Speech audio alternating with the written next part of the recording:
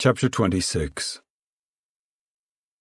In the weed patch camp, on an evening when the long barred clouds hung over the set sun and inflamed their edges, the Joad family lingered after their supper. Ma hesitated before she started to do the dishes. "We got to do something," she said, and she pointed at Winfield. "Look at him," she said. And when they stared at the little boy, "He's a jerking and a twisting in his sleep. Look at his color." The members of the family looked at the earth again in shame. "Fried dough," Ma said. "1 month we've been here, and Tom had 5 days' work, and the rest of you scrabbling out every day and no work, and scared to talk. And the money gone? You're scared to talk it out. Every night you just eat, and then you get wandering away. Can't bear to talk it out. Well, you got to. Rosa Sharon ain't far from due, and look at her color. You gotta talk it out. Now don't none of you get up till we figure something out. 1 day more grease, and 2 days flour, and 10 potatoes. You sit here and get busy." They looked at the ground. Pa cleaned his thick nails with his pocket knife. Uncle John picked at a splinter on the box he sat on. Tom pinched his lower lip and pulled it away from his teeth. He released his lip and said softly, "We've been a-looking, Ma. Been walking out since we can't use the gas no more. Been going in every gate, walking up to every house, even when we knowed they wasn't going to be nothing. Puts a weight on you, going out looking for something you know you ain't going to find." Ma said fiercely, "You ain't got the right to get discouraged. This here family's going under. You just ain't got the right." Pa inspected his scraped nail. "We gotta go," he said. "We didn't want to go. It's nice here, and folks is nice here. We're feared we'll have to go live in one of them Hoovervilles." "Well, if we got to, we got to. First thing is we gotta eat." Al broke in. "I got a tank full of gas in the truck. I didn't let nobody get into that." Tom smiled. "This here Al's got a lot of sense along with he's randy bandy." "Now you figure," Ma said. "I ain't a-watching this here family starve no more. 1 day more grease. That's what we got. Come time for Rosa Sharon to lay in. She gotta be fed up. You figure." "This here's hot water and toilets," Pa began. "Well, we can't eat no toilets," Tom said. "There was a fella come by today looking for men to go to Marysville, picking fruit." "Well, why don't we go to Marysville?" Ma demanded. "I don't know," said Tom. "Didn't seem right somehow. He was so anxious. Wouldn't say how much the pay was. Said he didn't know exactly." Ma said, "We're a-going to Marysville. I don't care what the pay is. We're a-going." "It's too far," said Tom. "We ain't got the money for gasoline. We couldn't get there. Ma, you say we got to figure. I ain't done nothing but figure the whole time." Uncle John said, "Feller says there's cotton a-coming in up north, near a place called Tulare. That ain't very far, the fella says." "Well, we got to get going, and going quick. I ain't a-setting here no longer, no matter how nice." Ma took up her bucket and walked toward the sanitary unit for hot water. "Ma gets tough," Tom said. "I seen her a-getting mad quite a piece now. She just boils up." Pa said with relief, "Well, she brang it into the open anyways. I've been laying at night a-burning my brains up. Now we can talk her out anyways." Ma came back with her bucket of steaming water. "Well," she demanded, "figure anything out?" "Just working her over," said Tom. "Now, suppose we just move up north where that cotton's at. We've been over this here country. We know they ain't nothing here. Suppose we pack up and shove north. Then when the cotton's ready, we'll be there. I kinda like to get my hands around some cotton. You got a full tank, Al?" "Almost. About 2 inches down." "Should get us up to that place." Ma poised a dish over a bucket. "Well?" she demanded. Tom said, "You win. We'll move on, I guess. Huh, Pa?" "Guess we got to," Pa said. Ma glanced at him. "When?" "Well, no need waiting. Might as well go in the morning." "We got to go in the morning. I told you what's left." "Now, Ma, don't think I don't want to go. I ain't had a good gutful to eat in 2 weeks. Of course I filled up, but I didn't take no good from it." Ma plunged the dish into the bucket. "We'll go in the morning," she said. Pa sniffed. "Seems like times has changed," he said sarcastically. "Time was when a man said what we'd do. Seems like the women is telling now. Seems like it's pretty near time to get out a stick." Ma put down the clean dripping tin dish out on a box. She smiled down at her work. "You get your stick, Pa," she said. "Times when they's food and a place to sit, then maybe you can use your stick and keep your skin whole. But you ain't a-doing your job, either a-thinking or a-working. If you was, why, you could use your stick and women folks would sniffle their nose and creep mouse around. But you just get you a stick now and you ain't licking no woman. You're a-fighting. 'Cause I got a stick all laid out, too." Pa grinned with embarrassment. "Now it ain't good to have the little fellas hear you talking like that," he said. "You get some bacon inside the little fellas before you come telling what else is good for 'em," said Ma. Pa got up in disgust and moved away, and Uncle John followed him. Ma's hands were busy in the water, but she watched them go, and she said proudly to Tom, "He's all right. He ain't beat. He's like as not to take a smack at me." Tom laughed. "You just a-trudging him on?" "Sure," said Ma. "Take a man. He can get worried, and it eats out his liver, and pretty soon he'll just lay down and die with his heart et out. But if you can take and make him mad, why, he'll be all right. Pa, he didn't say nothing, but he's mad now. He'll show me now. He's all right." Hal got up. "I'm going to walk down the row," he said. "Better see the truck's ready to go," Tom warned him. "She's ready. If she ain't, I'll turn Ma on you."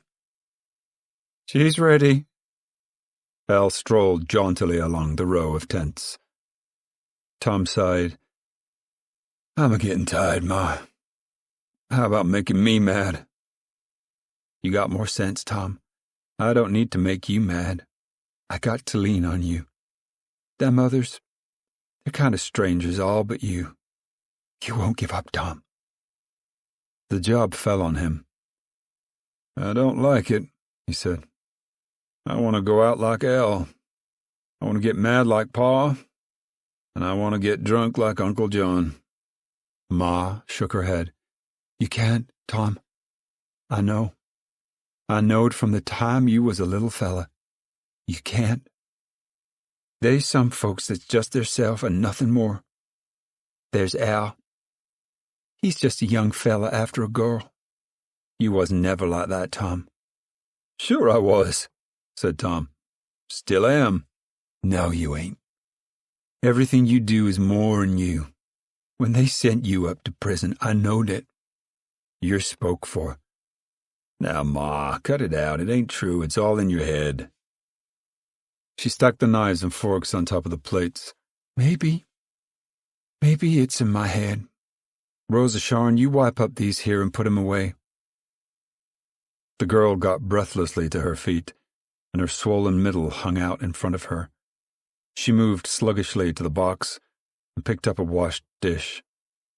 Tom said, "Getting so tightful it's a-pulling her eyes wide."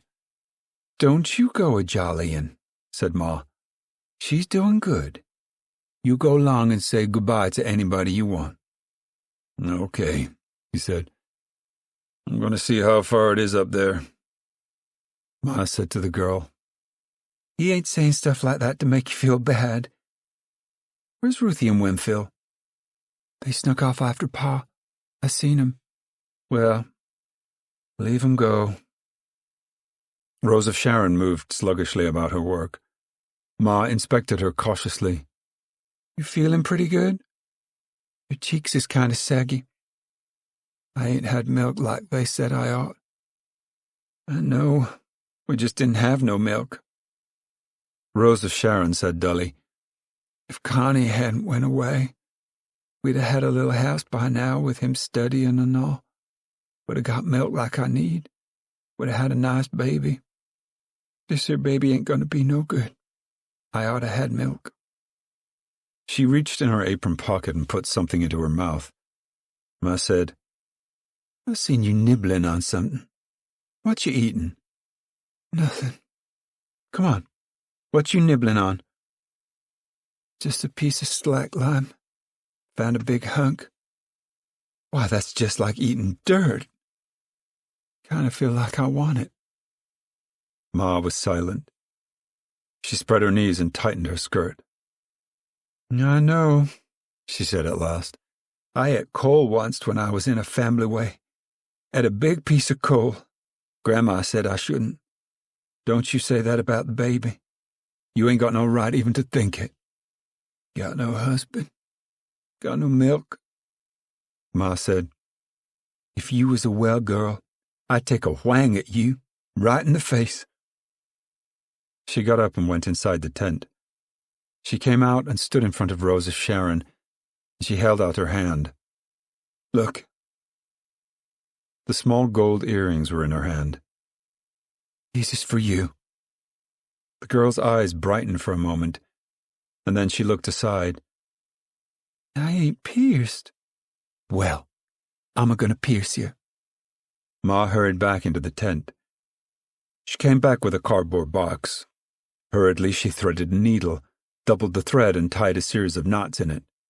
She threaded a second needle and knotted the thread. In the box, she found a piece of cork. "It'll hurt. It'll hurt." Ma stepped to her, put the cork in the back of her earlobe, and pushed the needle through the ear into the cork. The girl twitched. "It sticks. It'll hurt." "No more than that." "Yes, it will." "Well then, let's see the other ear first." She placed the cork and pierced the other ear. "It'll hurt." "Hush," said Ma. "It's all done." Rose of Sharon looked at her in wonder. Ma clipped the needles off and pulled one knot out of each thread through the lobes. "Now," she said, "every day we'll pull one knot, and in a couple of weeks it'll be all well and you can wear 'em. Here, they're yours now. You can keep 'em." Rose of Sharon touched her ears tenderly and looked at the tiny spots of blood on her fingers. "It didn't hurt. Just stuck a little." "You ought to have been pierced long ago," said Ma. She looked at the girl's face and she smiled in triumph. "Now, get them dishes all done up. Your baby gonna be a good baby. Very near let you have a baby without your ears pierced. But you're safe now." "Does it mean something?" "Why, of course it does," said Ma. "Course it does." Al strode down the street toward the dancing platform. Outside a neat little tent, he whistled softly and then moved along the street. He walked to the edge of the grounds and sat down in the grass. The clouds over the west had lost the red edging now, and the cores were black. Al scratched his legs and looked toward the evening sky. In a few moments, a blonde girl walked near. She was pretty and sharp-featured. She sat down in the grass beside him and did not speak. Al put his hand on her waist and walked his fingers around. "Don't," she said. "You tickle."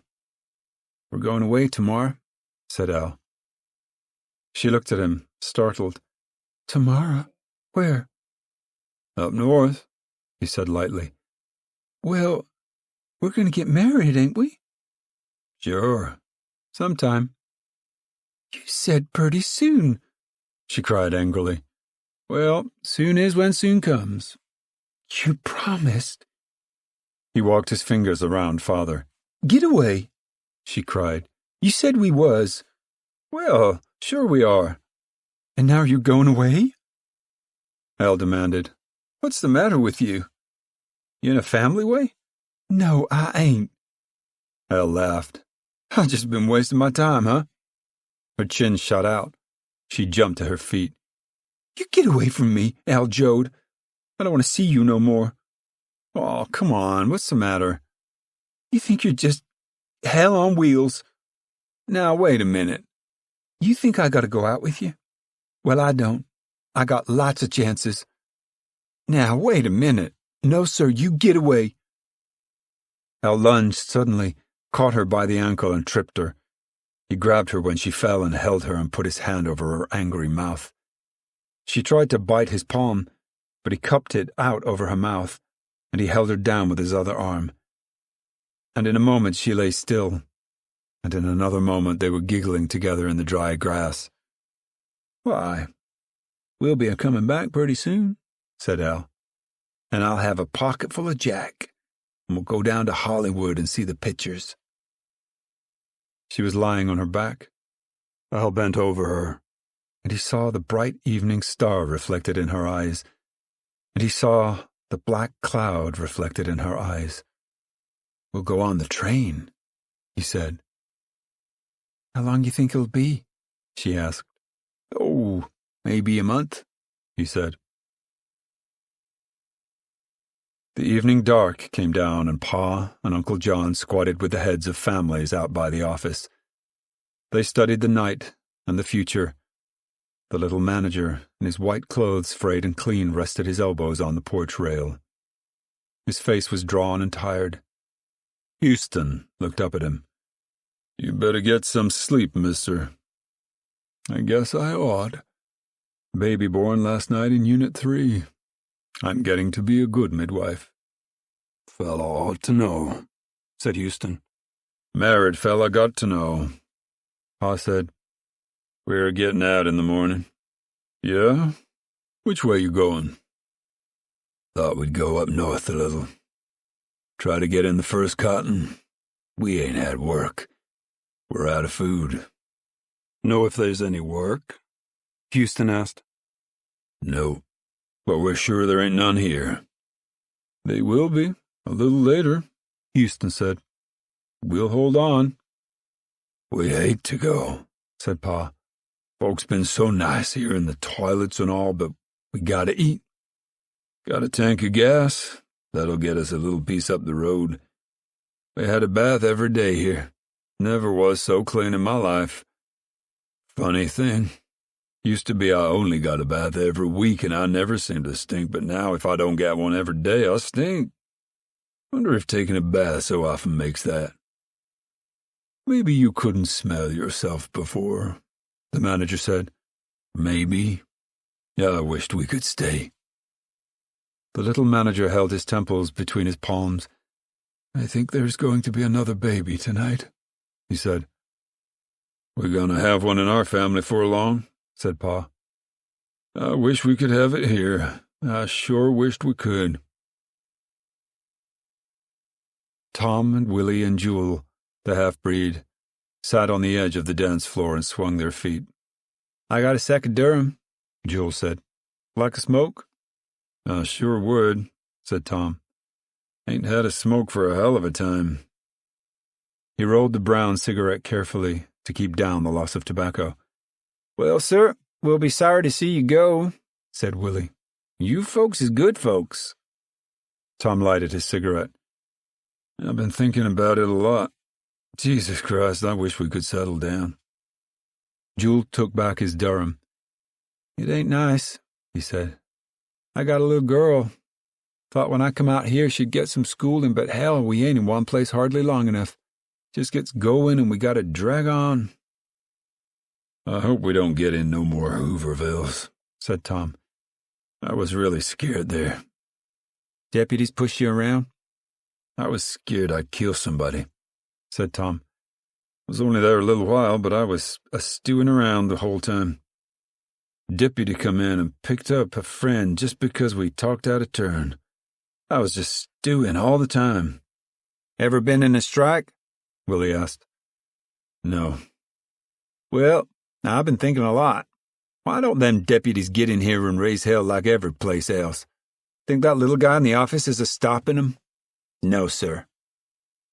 Well, what is? Jewel asked. I'll tell you. It's 'cause we're all a-working together. Deputy can't pick on one fella in this camp. He's picking on the whole darn camp, and he don't dare. All we got to do is give a yell, and there's 200 men out. Fella organizing for the union was a-talking out on the road. He said, we could do that any place. Just stick together. They ain't raising hell with no 200 men. They're picking on one man. Yeah, said Joel. And suppose you got a union. You gotta have leaders. They'll just pick up your leaders. And where's your union? Well, said Willie, we gotta figure her out sometime. I've been out here a year and wages is going right on down. Fella can't feed his family on his work now, and it's getting worse all the time. I ain't gonna do no good setting around and starve. I don't know what to do. If a fella owns a team of horses, he don't raise no hell if he gotta feed 'em when they ain't working. But if a fella got men working for him, he just don't give a damn. Horses is a hell of a lot more worth than men. I don't understand it. Get so I don't want to think about it, said Jewel. And I gotta think about it. I got this here little girl. You know how pretty she is? One week they give her a prize in this camp 'cause she's so pretty. Well, what's gonna happen to her? She's getting spindly. I ain't gonna stand it. She's so pretty, I'm gonna bust out. How? Willie asked. What you gonna do? Steal some stuff and get in jail? Kill somebody and get hung? I don't know, said Jewel. Gets me nuts thinking about it. Gets me clear nuts. I'm gonna miss them dances, Tom said. Them was some of the nicest dances I ever seen. Well, I'm gonna turn in. So long. I'll be seeing you someplace. He shook hands. Sure will, said Jewel. Well, so long. Tom moved away into the darkness. In the darkness of the Joad tent, Ruthie and Winfield lay on their mattress, and Ma laid beside them. Ruthie whispered, Ma, yeah? Ain't you asleep yet? Ma, they gonna have croquet where we're going? I don't know. Get some sleep. We want to get an early start. Well, I wished we'd stay here where we're sure to get croquet. Shh, said Ma. Ma, Winfield hit a kid tonight. He shouldn't have. I know, I told him, but he hit the kid right in the nose and, Jesus, how the blood run down. Don't talk like that. It ain't a nice way to talk. Winfield turned over. That kid says we was Okies, he said in an outraged voice. He says he wasn't no Okie 'cause he come from Oregon. Says we was goddamn Okies. I socked him. Shh. You shouldn't. Can't hurt you calling names. Well, I won't let him, Winfield said fiercely. Shh, get some sleep. Ruthie said, You ought to have seen the blood run down all over his clothes. Ma reached a hand from under the blanket and snapped Ruthie on the cheek with her finger. The little girl went rigid for a moment and then dissolved into sniffling quiet crying. In the sanitary unit, Pa and Uncle John sat in adjoining compartments. Might as well get in a good last one, said Pa. It's sure nice. Remember how the little fellow was so scared when they flushed him the first time? I wasn't so easy myself, said Uncle John. He pulled his overalls neatly up around his knees. I'm getting bad, he said. I feel sin. You can't sin none, said Pa. You ain't got no money. Just sit tight. Costs you at least $2 to sin, and we ain't got $2 among us. Yeah, but I'm a thinking sin. All right, you can think sin for nothing. It's just as bad, said Uncle John. It's a whole hell of a lot cheaper, said Pa. Don't you go making a lot of sin. I ain't. You just go ahead. You always get sinful when hell's a-poppin'. I know it, said Uncle John. Always was that way. I never told half the stuff I done. Well, Keep it to yourself. These here nice toilets gets me sinful. Get out in them bushes, then. Come on. Pull up your pants and let's get some sleep. Pa pulled his overall straps in place and snapped the buckle. He flushed the toilet and watched thoughtfully while the water whirled in the bowl. It was still dark when Ma roused her camp. The low nightlights shone through the open doors of the sanitary units. From the tents along the road came the assorted snores of the campers. Ma said, "Come on, roll out. We gotta be on our way. Day's not far off." She raised the screechy shade of the lantern and lighted the wick. "Come on, all of you."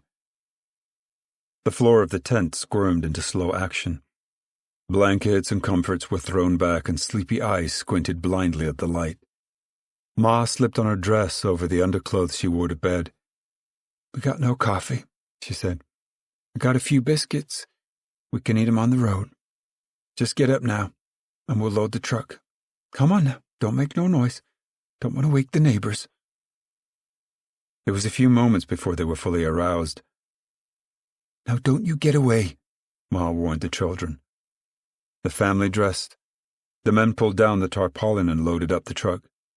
"Make it nice and flat," Ma warned them. They piled the mattress on top of the load and bound the tarpaulin in place over its ridgepole. "All right, Ma," said Tom. "She's ready." Ma held a plate of cold biscuits in her hand. "All right, here. Each take one. It's all we got." Ruthie and Winfield grabbed their biscuits and climbed up on the load. They covered themselves with a blanket and went back to sleep, still holding the cold, hard biscuits in their hands. Tom got into the driver's seat and stepped on the starter. It buzzed a little and then stopped. "God damn you, Al," Tom cried. "You let the battery run down." Al blustered, "How the hell was I going to keep her up if I ain't got gas to run her?" Tom chuckled suddenly. "Well, I don't know how, but it's your fault. You gotta crank her." "I tell you, it ain't my fault." Tom got out and found the crank under the seat. "It's my fault," he said. "Give me that crank." Al seized it. "Pull down the spark so she don't take my arm off." "Okay, twist her tail." Al labored at the crank around and around. The engine caught, spluttered, and roared as Tom choked the car delicately. He raised the spark and reduced the throttle. Ma climbed in beside him. "We woke up everybody in the camp," she said again.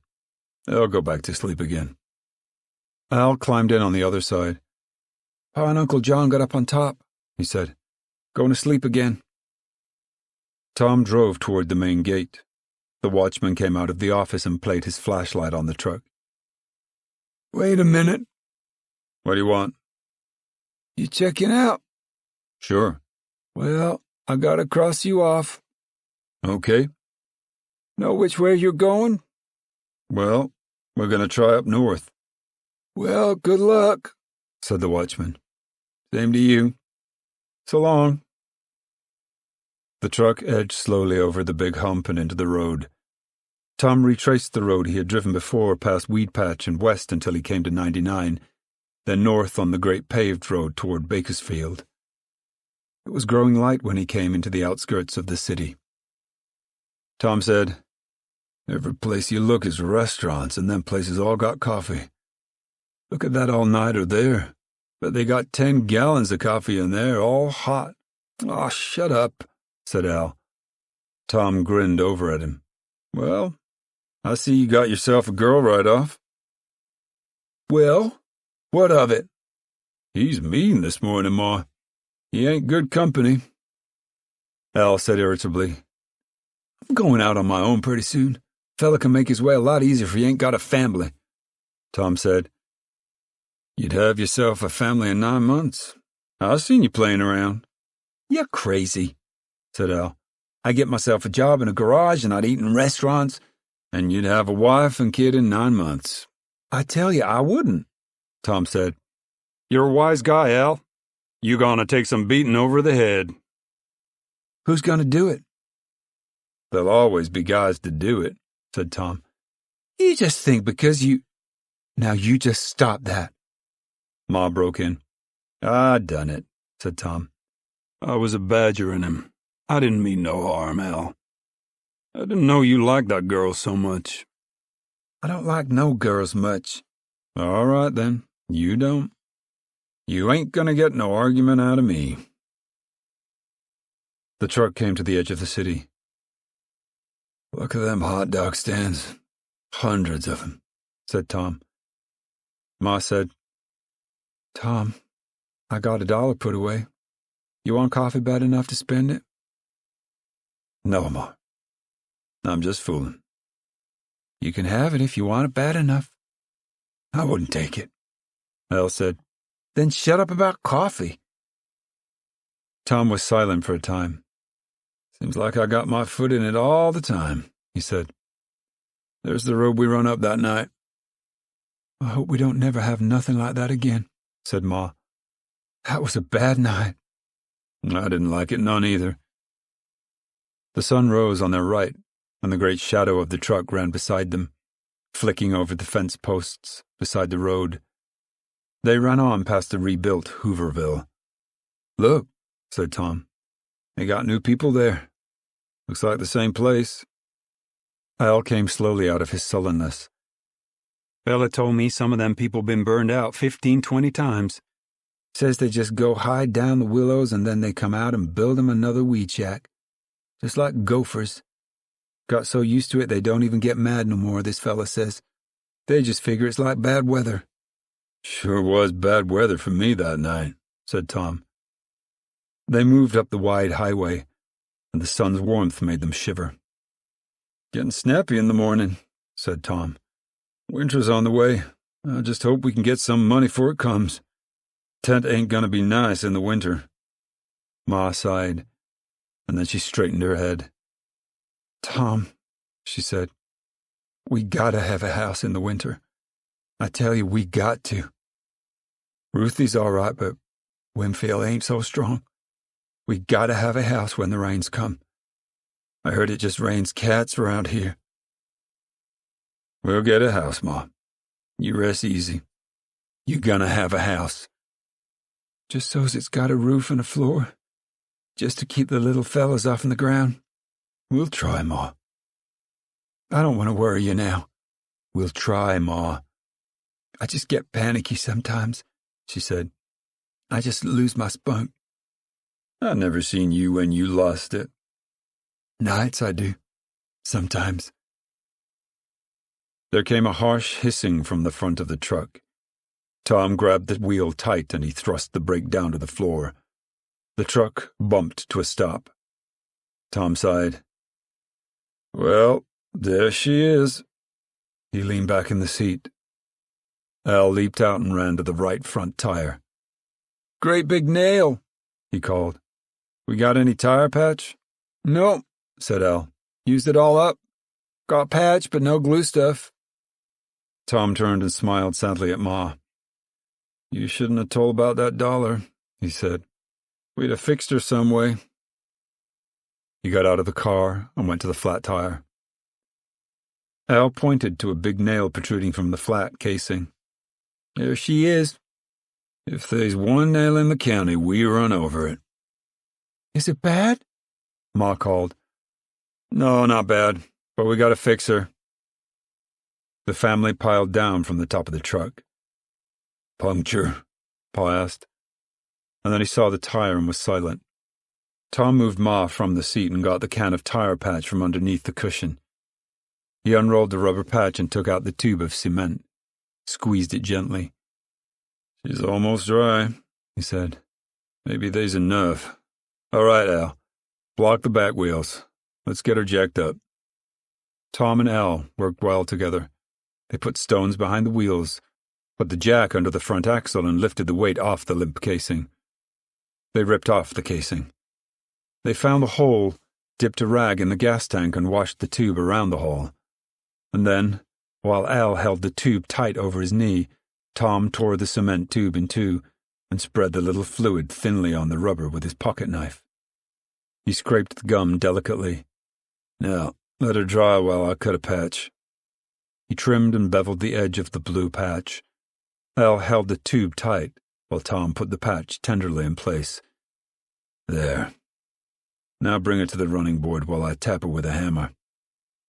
He pounded the patch carefully, then stretched the tube and watched the edges of the patch. There she is. She's gonna hold. Stick her on the rim and we'll pump her up. Looks like you keep your buck, Ma, Al said. I wished we had a spare. We gotta get us a spare, Tom. On the rim and all pumped up, then we can fix a puncture at night. When we get money for a spare, we'll get us some coffee and side meat instead, Tom said. The light morning traffic buzzed by on the highway, and the sun grew warm and bright. A wind, gentle and sighing, blew in puffs from the southwest, and the mountains on both sides of the great valley were indistinct in a pearly mist. Tom was pumping at the tire when a roadster, coming from the north, stopped on the other side of the road. A brown-faced man dressed in a light gray business suit got out and walked across to the truck. He was bareheaded. He smiled and his teeth were very white against his brown skin. He wore a massive gold wedding ring on the third finger of his left hand. A little gold football hung on a slender chain across his vest. "Morning," he said pleasantly. Tom stopped pumping and looked up. "Morning." The man ran his fingers through his coarse, short graying hair. "You people looking for work?" "We sure are, mister. Looking even under boards." "Can you pick peaches?" "We never done it," Pa said. "We can do anything," Tom said hurriedly. "We can pick anything there is." The man fingered his gold football. "Well, there's plenty of work for you about 40 miles north." "We'd sure admire to get it," said Tom. "You tell us how to get there and we'll go eloping." "Well, you go north to Pixley, that's 35 or 6 miles, and you turn east.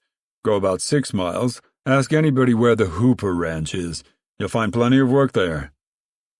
"We sure will." "Know where there's other people looking for work?" "Sure," said Tom. "Down at the weed patch camp there's plenty looking for work." "I'll take a run down there. We can use quite a few. Remember now, turn east at Pixley and keep straight east to the Hooper Ranch." "Sure," said Tom. "And we thank you, mister. We need work awful bad." "All right. Get along as soon as you can." He walked back across the road, climbed into his open roadster and drove away, south. Tom threw his weight on the pump. 20 apiece, he called. 1, 2, 3, 4. At 20, Al took the pump, and then Pa and Uncle John. The tire filled out and grew plump and smooth. 3 times around the pump went. "Let her down and let's see," said Tom. Al released the jack and lowered the car. "Got plenty," he said. "Maybe a little too much." They threw the tools into the car. "Come on, let's go," Tom called. "We're gonna get some work at last." Ma got in the middle again. Al drove this time. "Now take her easy. Don't burn her up, Al." They drove on through the sunny morning fields. The mist lifted from the hilltops, and they were clear and brown with black-purple creases. The wild doves flew up from the fences as the truck passed. Al unconsciously increased his speed. "Easy," Tom warned him. "She'll blow up if you crowd her. We gotta get there. Might even get in some work today," Ma said excitedly. "With 4 men a working, maybe I can get some credit right off. First thing I'll get is coffee, 'cause you've been wanting that, and then some flour and baking powder and some meat. Better not get no side meat right off. Save that for later, maybe Saturday. And soap, gotta get soap. Wonder where we'll stay," she babbled on. "And milk, I'll get some milk, 'cause Rosa Sharon, she ought to have milk. The lady nurse says that." A snake wriggled across the warm highway. Al zipped over and ran it down and came back to his own lane. "Go for snake," said Tom. "You oughtn't to have done that." "I hate 'em," said Al gaily. "Hate all kinds. Give me the stomach quake." The forenoon traffic on the highway increased. Salesmen in shiny coupes with the insignia of their companies painted on the doors red and white gasoline trucks dragging clinking chains behind them, great square-doored vans from wholesale grocery houses delivering produce. The country was rich along the roadside. There were orchards, heavy-leafed in their prime, and vineyards with the long green crawlers carpeting the ground between the rows. There were melon patches and grain fields. White houses stood in the greenery, roses growing over them, and the sun was gold and warm. In the front seat of the truck, Ma and Tom and Al were overcome with happiness. "I ain't felt so good for a long time," Ma said. "If we pick plenty peaches, we might get a house, pay rent even for a couple of months. We gotta have a house." Al said, "I'm going to save up. I'll save up and then I'm going in a town and get me a job in a garage, live in a room and eat in restaurants. Go to the moving pictures every damn night. Don't cost much. Cowboy pictures." His hands tightened on the wheel. The radiator bubbled and hissed steam. "Did you fill her up?" Tom asked. "Yeah. Wind's kind of behind us. That's what makes her boil." "It's an awful nice day," Tom said. "Used to work there in McAllister and think all the things I'd do. I'd go in a straight line way to hell and gone and never stop nowheres. Seems like a long time ago. Seems like it's years ago I was in. They was a guard made it tough. I was gonna lay for him. Guess that's what makes me mad at cops. Seems like every cop got his face. He used to get red in the face. Looked like a pig. Had a brother out west, they say. Used to get fellas paroled to his brother, and then they had to work for nothing. If they raised a stink, they'd get set back for breaking parole. That's what the feller said." "Don't think about it," Ma begged him. "I'm going to lay in a lot of stuff to eat. A lot of flour and lard." "Might's well think about it," said Tom. "Try to shut it out and it'll whang back at me. They was a screwball. Never told you about him. Looked like Happy Hooligan. Harmless kind of fella. Always was gonna make a break. Fellas all called him Hooligan." Tom laughed to himself. "Don't think about it," Ma begged. "Go on," said Al. "Tell about the fella." "It don't hurt nothing, Ma," Tom said. "This fella was always gonna break out. Made a plan he would. But he couldn't keep it to himself, and pretty soon everybody knowed it, even the warden. He'd make his break, and they'd take him by the hand and lead him back. Well, one time he drawed a plan where he's going over. Of course, he showed it around, and everybody kept still. And he hit out, and everybody kept still. So, he's got himself a rope somewheres, and he goes over the wall. They's 6 guards outside with a great big sack, and Hooligan comes quiet down the rope, and they just hold the sack out, and he goes right inside. They tie up the mouth and take him back inside. Fellas laugh so hard they like to die. But it busted Hooligan's spirit. He just cried and moped around and got sick. Hurt his feelings so bad. Cut his wrists with a pin and bled to death 'cause his feelings was hurt. No harm in him at all. There's all kinds of screwballs in stir." "Don't talk about it," Ma said. "I knowed purty boy Floyd's ma. He wasn't a bad boy. Just got drove in a corner." The sun moved up toward noon, and the shadow of the truck grew lean and moved in under the wheels. "Must be Pixley up the road," Al said. "Seen a sign a little back." They drove into the little town and turned eastward on a narrower road, and the orchards lined the way and made an aisle. "Hope we can find her easy," Tom said. Ma said, "That fella said the Hooper Ranch. Said anybody'd tell us. Hope there's a store nearby. Might get some credit with 4 men working. I could get a real nice supper if they give me some credit. Make up a big stew, maybe." "And coffee," said Tom. "Might even get me a sack of Durham. I ain't had no tobacco of my own for a long time." Far ahead, the road was blocked with cars, and a line of white motorcycles was drawn up along the roadside. "Must be a wreck," Tom said. As they drew near, a state policeman in boots and Sam Brown belt stepped around the last parked car. He held up his hand and Al pulled to a stop. The policeman leaned confidentially on the side of the car. "Where are you going?" Al said, "Fella said there was work picking peaches up this way." "Want to work, do you?" "Damn right," said Tom. "Okay, wait here a minute." He moved to the side of the road and called ahead. "One more. There's 6 cars ready. Better take this batch through." Tom called, "Hey, what's the matter?" The patrolman lounged back. "Got a little trouble up ahead, don't you worry. You'll get through. Just follow the line." There came the splattering blast of motorcycles starting. The line of cars moved on with the Joad truck last. 2 motorcycles led the way and 2 followed. Tom said uneasily, "I wonder what's the matter." "Maybe the road's out," Al suggested. "Don't need 4 cops to lead us." "I don't like it." The motorcycles ahead speeded up. The line of old cars speeded up. Al hurried to keep in back of the last car. "These here is our own people, all of them," Tom said. "I don't like this." Suddenly the leading policeman turned off the road into a wide gravelled entrance. The old cars whipped after them. The motorcycles roared their motors. Tom saw a line of men standing in the ditch beside the road, saw their mouths open as though they were yelling, saw their fists shaking in their furious faces. A stout woman ran toward the cars, but a roaring motorcycle stood in her way. A high wire gate swung open. The 6 old cars moved through and the gate closed behind them. The 4 motorcycles turned and sped back in the direction from which they had come.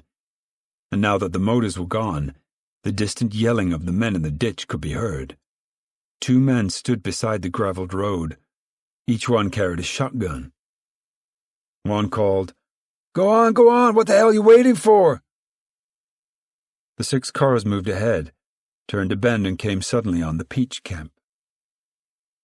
There were 50 little square, flat-roofed boxes, each with a door and a window, and the whole group in a square. A water tank stood high on one edge of the camp, and a little grocery store stood on the other side.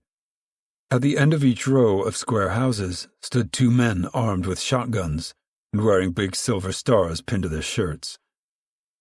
The 6 cars stopped. 2 bookkeepers moved from car to car. "Want to work?" Tom answered, "Sure, but what is this?" "That's not your affair. Want to work?" "Sure we do." "Name?" "Joad." "How many men?" "4. Women?" "2. "Kids?" "2. "Can all of you work?" "Why, I guess so." "Okay, fine house 63.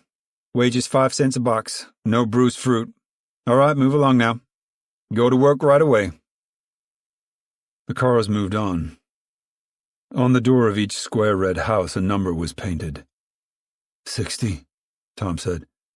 "There's 60. Must be down that way. There's 61. 62. There she is." Al parked the truck close to the door of the little house. The family came down from the top of the truck and looked around in bewilderment. 2 deputies approached. They looked closely into each face. "Name?" "Joad," Tom said impatiently. "Say, what is this here?" One of the deputies took out a long list. "Not here." "Ever seen these here? Look at the license. Nope, ain't got it. Guess they're okay. Now you look here. We don't want no trouble with you. Just do your work and mind your own business and you'll be all right." The 2 turned abruptly and walked away. At the end of the dusty street they sat down on 2 boxes and their position commanded the length of the street. Tom stared after them. "They sure do want to make us feel at home." Ma opened the door of the house and stepped inside. The floor was splashed with grease. In the one room stood a rusty tin stove and nothing more. The tin stove rested on 4 bricks and its rusty stovepipe went up through the roof. The room smelled of sweat and grease. Rose of Sharon stood beside Ma. gonna live here? Ma was silent for a moment.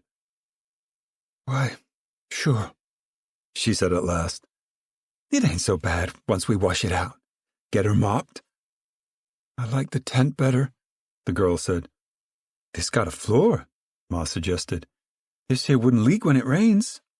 She turned to the door. Might as well unload, she said. The men unloaded the truck silently. The fear had fallen on them. The great square of boxes was silent. A woman went by in the street, but she did not look at them. Her head was sunk and her dirty gingham dress was frayed at the bottom in little flags.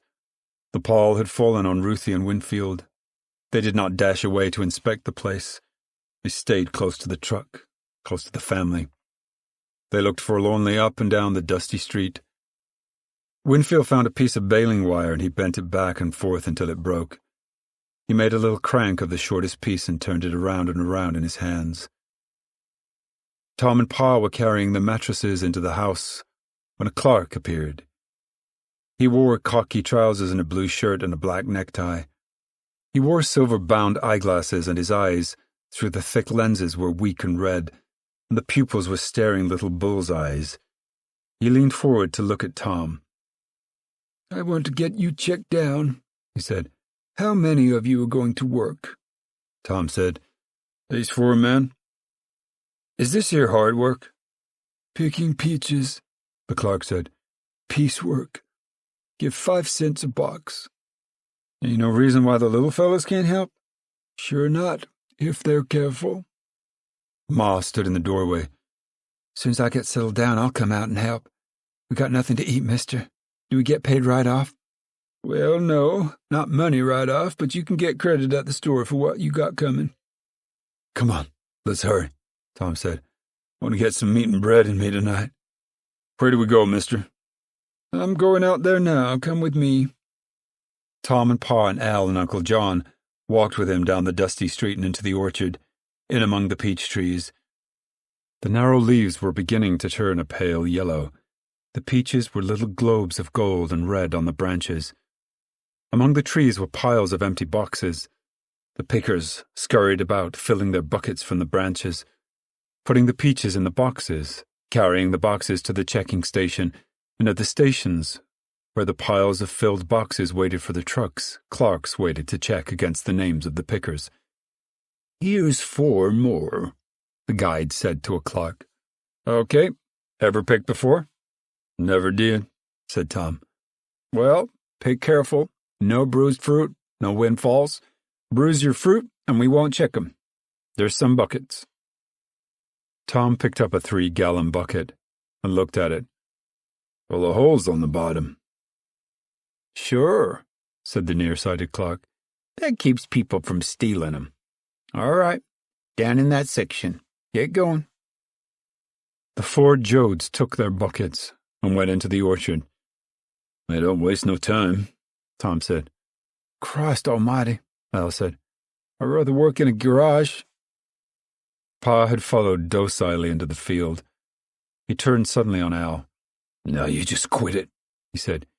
You been a hankering and a complaining and a bull-blowing. You get to work. You ain't so big I can't lick you yet. Al's face turned red with anger. He started to bluster. Tom moved near to him. Come on, Al, he said quietly. Bread and meat. We gotta get 'em. They reached for the fruit and dropped them in the buckets. Tom ran at his work. 1 bucket full, 2 buckets. He dumped them in a box. 3 buckets. The box was full. I just made a nickel, he called.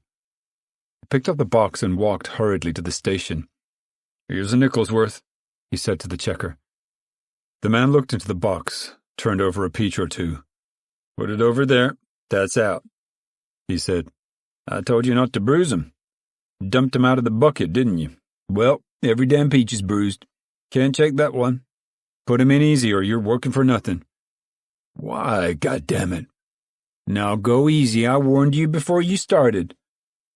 Tom's eyes drooped sullenly. Okay, he said. Okay. He went quickly back to the others. Might as well dump what you got, he said. Yours is the same as mine. Won't take 'em. Now, what the hell? Al began. Gotta pick easier. Can't drop 'em in the bucket. Gotta lay 'em in. They started again, and this time they handled the fruit gently. The boxes filled more slowly. We could figure something out, I bet, Tom said. If Ruthie and Winfield or Rosa Sharon just put 'em in the boxes, we could work out a system. He carried his newest box to the station. Is this here worth a nickel? The checker looked them over, dug down several layers. That's better, he said.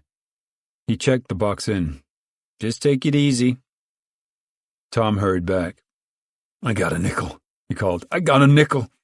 Only got to do that there 20 times for $1. They worked on steadily through the afternoon. Ruthie and Winfield found them after a while. You gotta work, Pa told them. You got to put the peaches careful in the box. Here, now, one at a time. The children squatted down and picked the peaches out of the extra bucket, and a line of buckets stood ready for them. Tom carried the full boxes to the station. That's 7, he said. That's 8. 40 cents we got. Get a nice piece of meat for 40 cents. The afternoon passed. Ruthie tried to go away. I'm tired, she whined. I gotta rest. You gotta stay right where you're at, said Pa. Uncle John picked slowly. He filled one bucket to 2 of Tom's. His pace didn't change. In the mid-afternoon, Ma came trudging out. I would have come before, but Rosa Sharon fainted, she said. Just fainted away. You been eating peaches? She said to the children. Well, they'll blast you out. Ma's stubby body moved quickly. She abandoned her bucket quickly and picked into her apron. When the sun went down, they had picked 20 boxes. Tom set the 20th box down. $1, he said. How long do we work? Work till dark, long as you can see. Well, can we get credit now? Ma ought to go in and buy some stuff to eat. Sure. I'll give you a slip for $1 now. He wrote on a strip of paper and handed it to Tom. He took it to Ma. Here you are.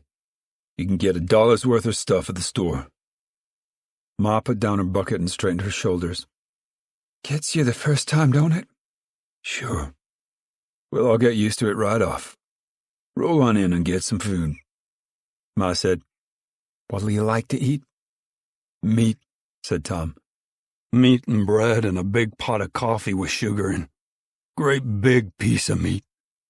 Ruthie wailed, Ma, we're tired. Better come along in then. They was tired when they started, Pa said. Wild as rabbits they're getting. Ain't gonna be no good at all unless we can pin 'em down. Soon as we get set down, they'll go to school, said Ma. She trudged away and Ruthie and Winfield timidly followed her. You gotta work every day? Winfield asked. Ma stopped and waited. She took his hand and walked along holding it. It ain't hard work, she said. Be good for you. And you're helping us. If we all work, pretty soon we'll live in a nice house. We all gotta help. But I got so tired. I know. I got tired too. Everybody gets wore out. Gotta think about other stuff. Think about when you'll go to school. I don't want to go to no school. Ruthie don't neither. Them kids that go to school, we seen 'em, Ma. Snots. Calls us Okies. We seen 'em. I ain't a-going. Ma looked pityingly down on his straw hair. Don't give us no trouble right now, she begged. Soon's we get on our feet, you can be bad, but not now. We got too much now. I ate 6 of them peaches, Ruthie said. Well, you'll have the skitters, and it ain't close to no toilet where we are. The company's store was a large shed of corrugated iron. It had no display window. Ma opened the screen door and went in. A tiny man stood behind the counter. He was completely bald and his head was blue-white. Large brown eyebrows covered his eyes in such high arch that his face seemed surprised and a little frightened. His nose was long and thin and curved like a bird's beak, and his nostrils were blocked with light brown hair. Over the sleeves of his blue shirt he wore black sateen sleeve protectors. He was leaning on his elbows on the counter when Ma entered. "Afternoon," she said. He inspected her with interest. The arch over his eyes became higher. "Howdy." "I got a slip here for $1. "You can get $1's worth," he said, and he giggled shrilly. "Yes, sir. $1's worth. $1's worth." He moved his hand at the stock. "Any of it." He pulled his sleeve protectors up neatly.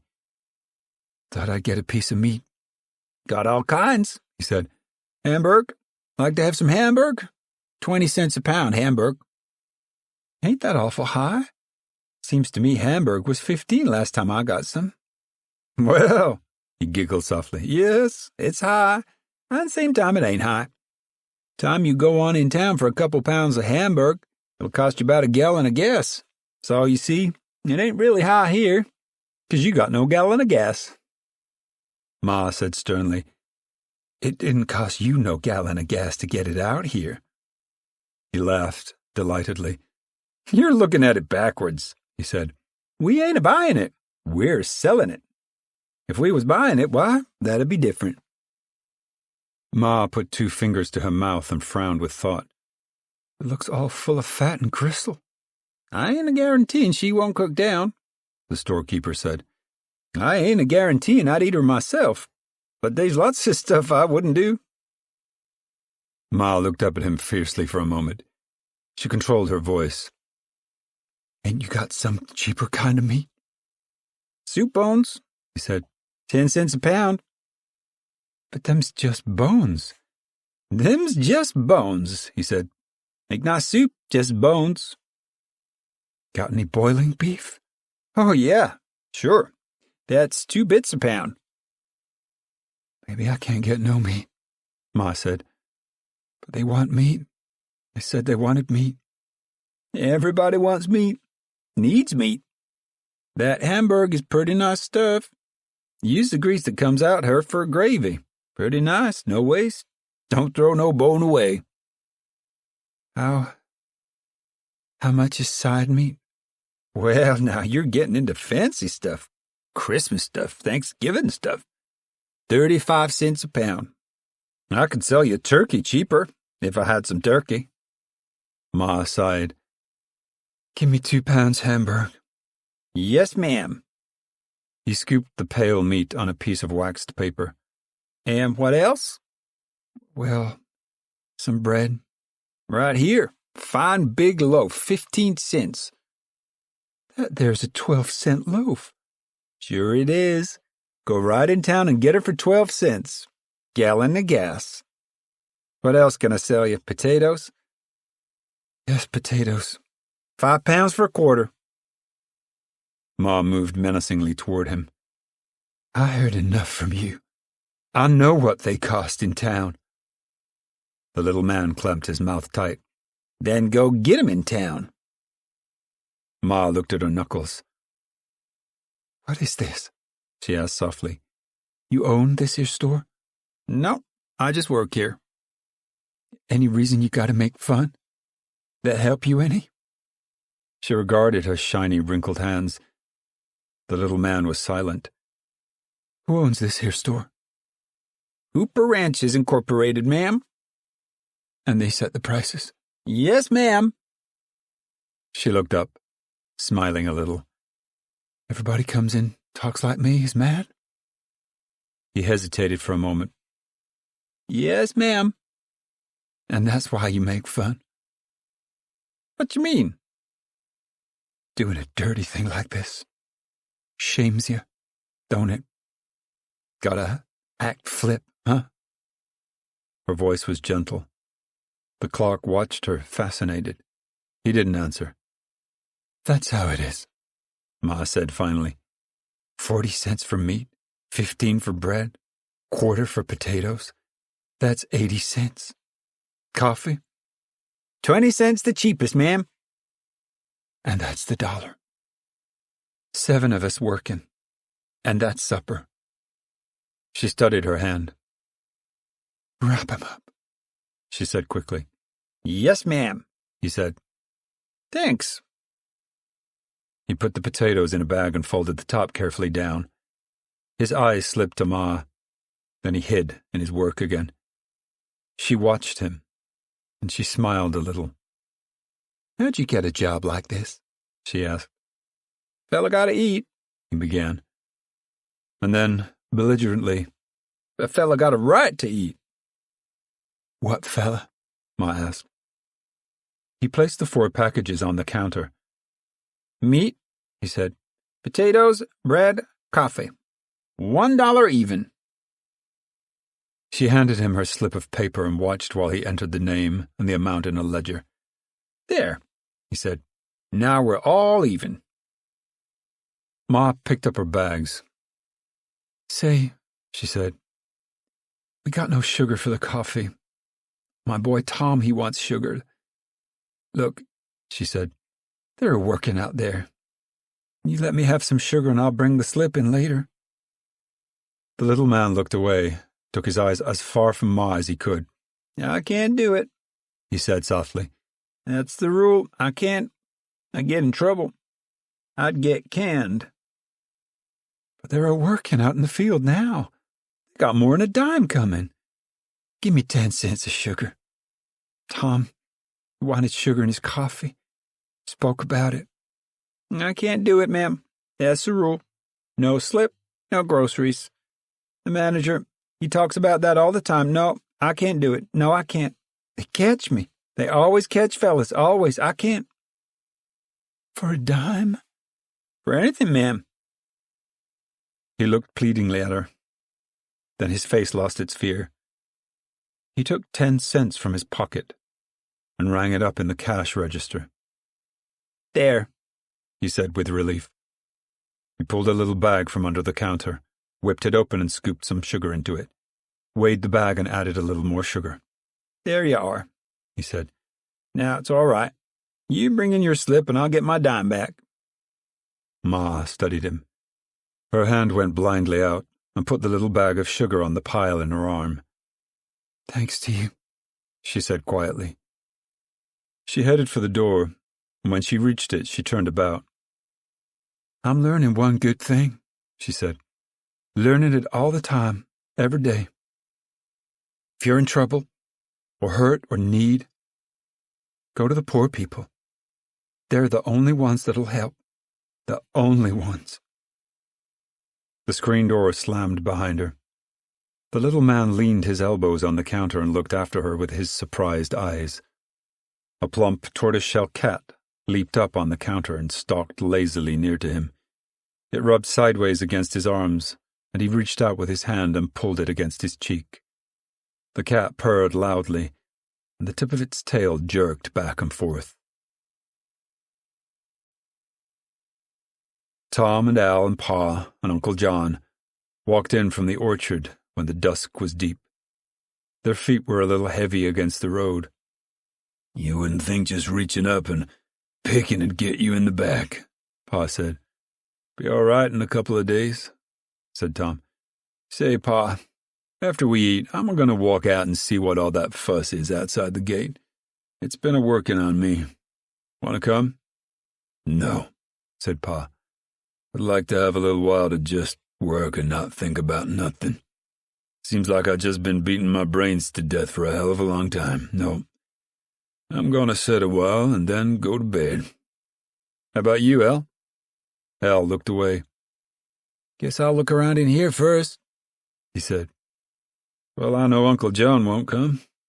Guess I'll go her alone. Got me all curious. Pa said, I'll get a hell of a lot curiouser before I'll do anything about it, with all them cops out there.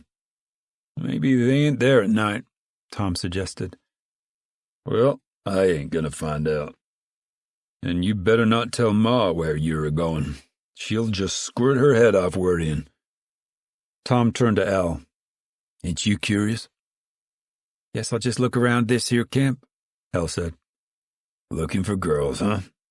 Minding my own business, Al said acidly. I'm still a-going, said Tom. They emerged from the orchard into the dusty street between the red shacks. The low yellow light of kerosene lanterns shone from some of the doorways, and inside in the half-gloom, the black shapes of people moved about. At the end of the street, a guard still sat, his shotgun resting against his knee. Tom paused as he passed the guard. "Got a place where a fella can get a bath, mister?" The guard studied him in the half-light. At last he said, "See that water tank?" "Yeah." "Well, there's a hose over there." "Any warm water?" "Say, who in the hell you think you are, J.P. Morgan?" "Nope," said Tom. "No, I sure don't." "Good night, mister." The guard grunted contemptuously. "Hot water, for Christ's sake. You wantin' tubs next?" He stared glumly after the four Joads.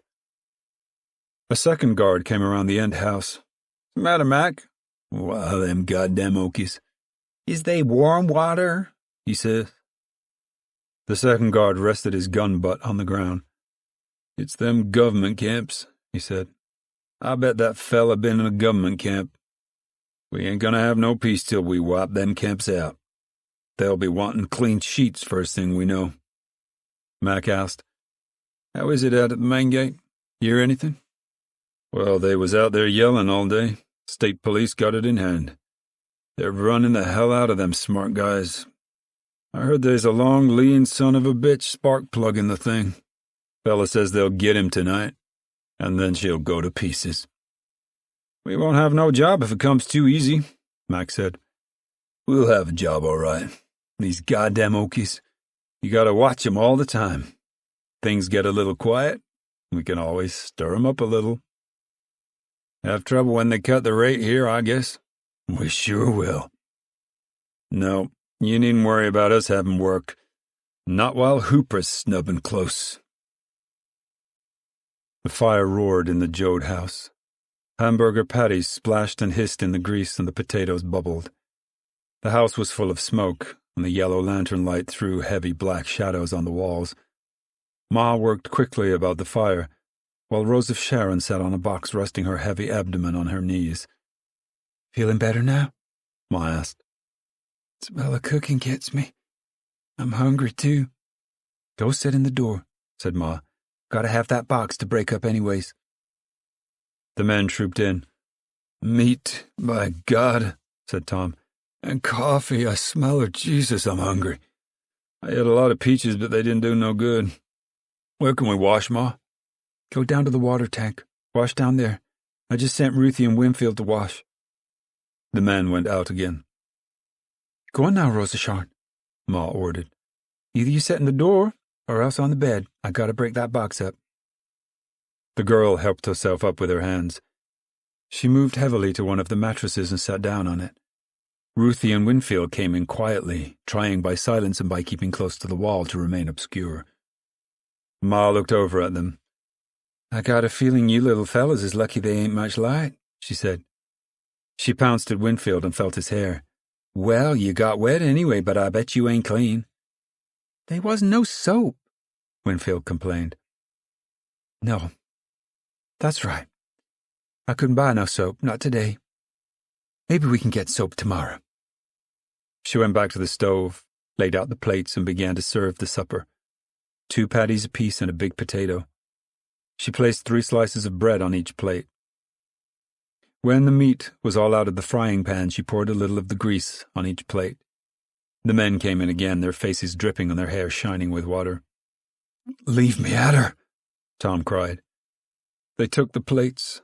They ate silently, wolfishly, and wiped up the grease with the bread. The children retired into the corner of the room, put their plates on the floor, and knelt in front of the food like little animals. Tom swallowed the last of his bread. "Got any more, Ma?" "No," she said. "That's all. You made $1, and that's $1's worth." "That?" "They charge extra out here. We gotta go in town when we can." "I ain't full," said Tom. "Well, tomorrow you'll get in a full day. Tomorrow night we'll have plenty." Al wiped his mouth on his sleeve. "Guess I'll take a look around," he said. "Wait. I'll go with you." Tom followed him outside in the darkness. Tom went close to his brother. Sure you don't want to come with me? No, I'm going to look around like I said. Okay, said Tom. He turned away and strolled down the street. The smoke from the houses hung low to the ground, and the lanterns threw their pictures of doorways and windows into the street. On the doorsteps, people sat and looked out into the darkness. Tom could see their heads turn as their eyes followed him down the street. At the street end, the dirt road continued across a stubble field, and the black lumps of haycocks were visible in the starlight. The thin blade of moon was low in the sky toward the west, and the long cloud of the Milky Way trailed clearly overhead. Tom's feet sounded softly on the dusty road, a dark patch against the yellow stubble. He put his hands in his pockets and trudged along toward the main gate. An embankment came close to the road. Tom could hear the whisper of water against the grasses in the irrigation ditch. He climbed up the bank and looked down on the dark water and saw the stretched reflections of the stars. The state road was ahead. Car lights swooping past showed where it was. Tom set out again toward it. He could see the high wire gate in the starlight. A figure stirred beside the road. A voice said, "Hello? Who is it?" Tom stopped and stood still. "Who are you?" A man stood up and walked near. Tom could see the gun in his hand, then a flashlight played on his face. "Where you think you're going?" "Well, I thought I'd take a walk. Any law against it?" "You better walk some other way." Tom asked, "Can't I even get out of here?" "Not tonight, you can't." "Want to walk back, or shall I whistle some help and take you?" "Hell," said Tom.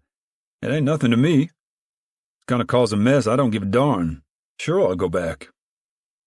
The dark figure relaxed. The flash went off. "You see, it's for your own good. Them crazy pickets might get you." "What pickets?" "Them goddamn Reds." "Oh," said Tom. "I didn't know about them." "You seen 'em when you come in, didn't you?"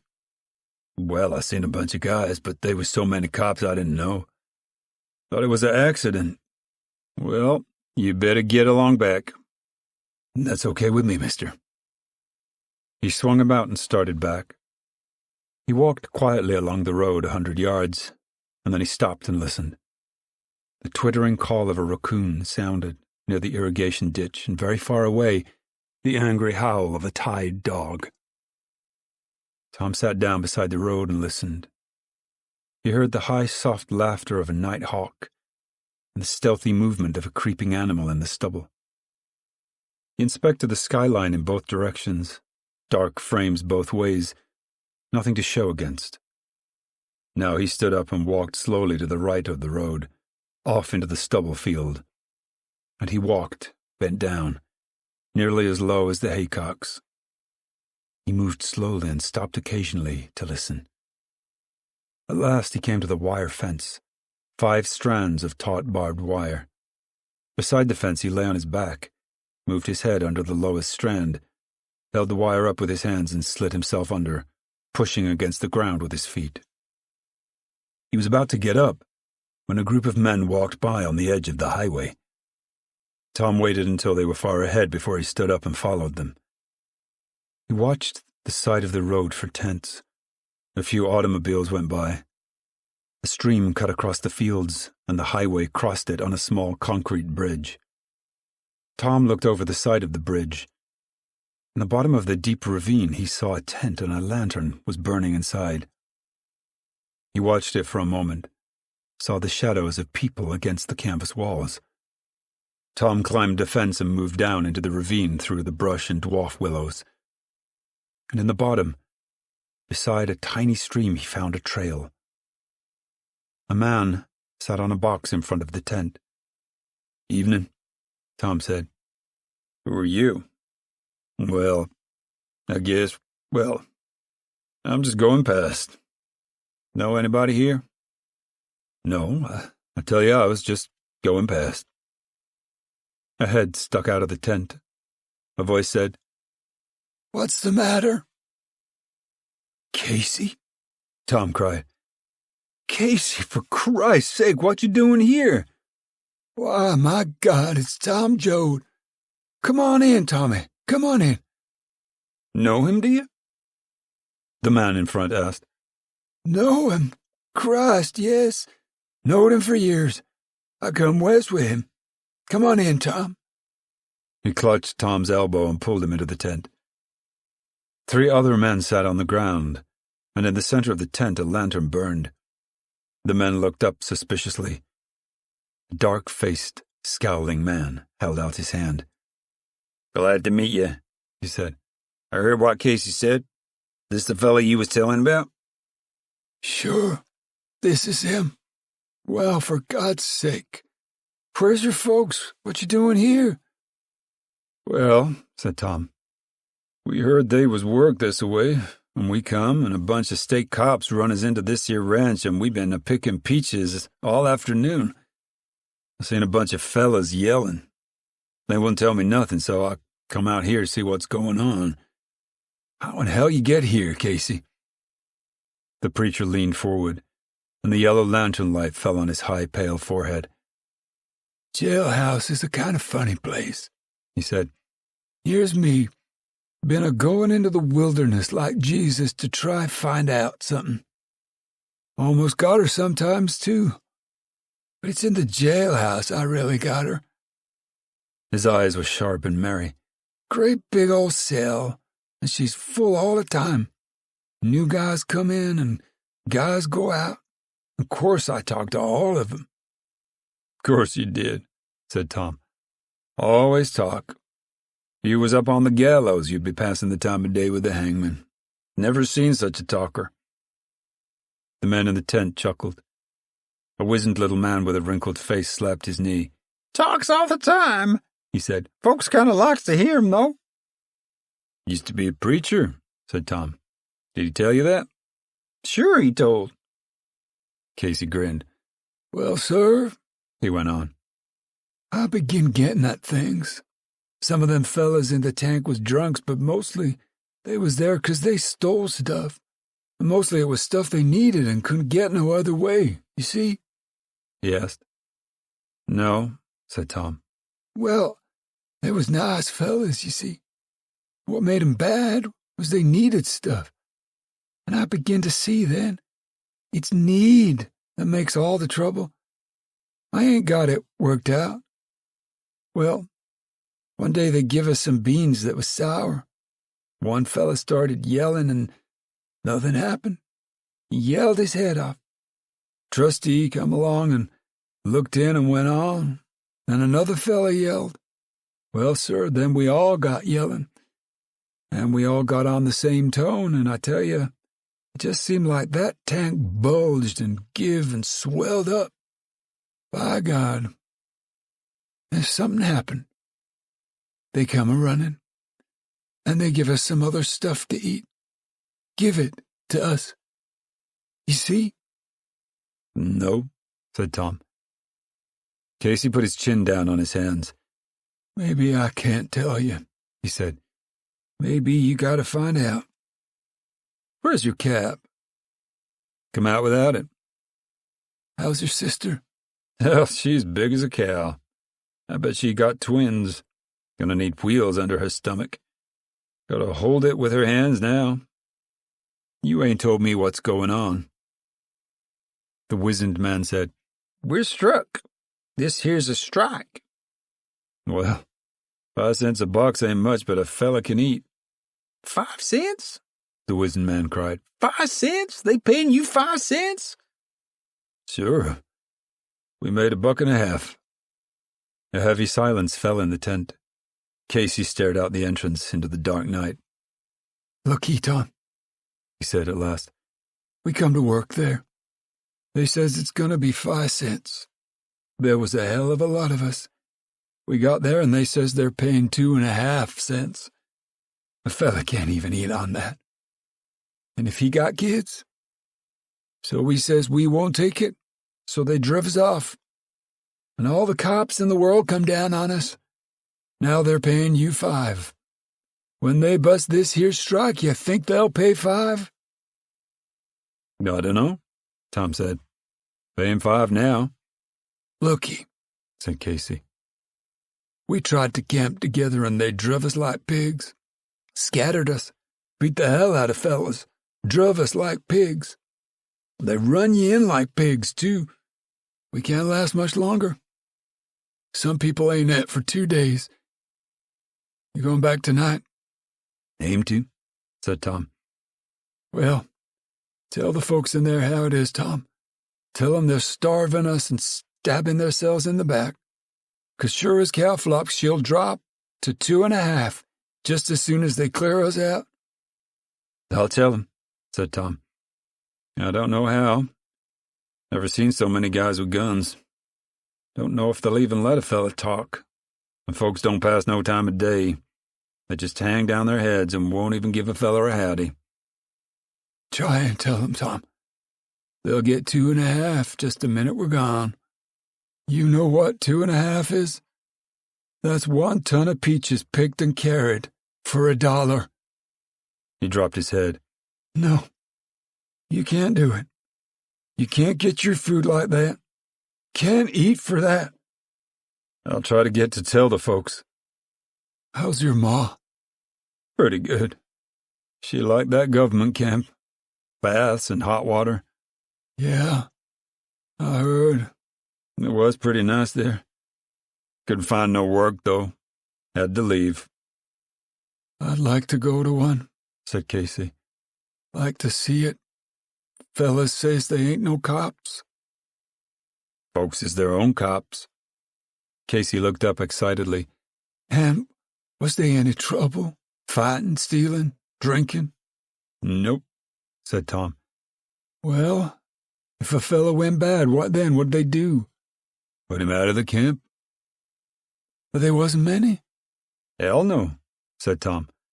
We was there a month and only one. Casey's eyes shone with excitement. He turned to the other men. You see, he cried. I told you. Cops cause more trouble than they stop. Look, Tom, try and get the folks in there to come on out. They can do it in a couple of days. Them peaches is ripe. Tell them. They won't, said Tom. They're getting 5 and they don't give a damn about nothing else. But just the minute they ain't strike breaking, they won't get no 5. I don't think they'll swallow that. 5 they're getting. That's all they care about. Well, tell them anyways. Pa wouldn't do it, Tom said. I know him. He'd say it wasn't none of his business. Yeah, Casey said disconsolately. I guess that's right. Have to take a beating before he'll know. We was out of food, Tom said. Tonight, we had meat. Not much, but we had it. Think Pa's gonna give up his meat on account of other fellas? And Rosa Sharn ought to get milk. Think Ma's gonna want to starve that baby just 'cause a bunch of fellas is yelling outside a gate? Casey said sadly.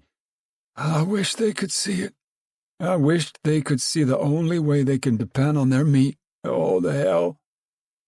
Get tired sometimes. God awful tired. I know the fella. Bring him in while I was in the jailhouse. Been trying to start a union. Got one started. And them vigilantes busted up. Know what? Them very folks he been trying to help tossed him out. Wouldn't have nothing to do with him. Scared they'd get Saw in his company. Says, get up, you're a danger on us. Well, sir, it hurt his feelings pretty bad. But then he says, it ain't so bad if you know. He says, French Revolution. All them fellas that figured her out got their heads chopped off. Always that way, he says. Just as natural as rain. You didn't do it for fun, no way. Doing it 'cause you have to. 'Cause it's you. Look at Washington. He says, fit the revolution, and after them sons of bitches turned on him. And Lincoln the same. Same folks yelling to kill him. Natural as rain. Don't sound like no fun, said Tom. No, it don't. This fella in jail, he says, Anyways, you do what you can. And, he says, the only thing you got to look at is that every time they's a little step forward, she may slip back a little, but she never slips clear back. You can prove that, he says. And that makes the whole thing right. And that means they wasn't no waste, even if it seemed like they was. Talking, said Tom. Always talking. Take my brother Al. He's out looking for a girl. He don't care about nothing else. Couple days he'll get him a girl. Think about it all day and do it all night. He don't give a damn about steps up or down or sideways. Sure, said Casey. Sure, he's just doing what he's got to do. All of us like that.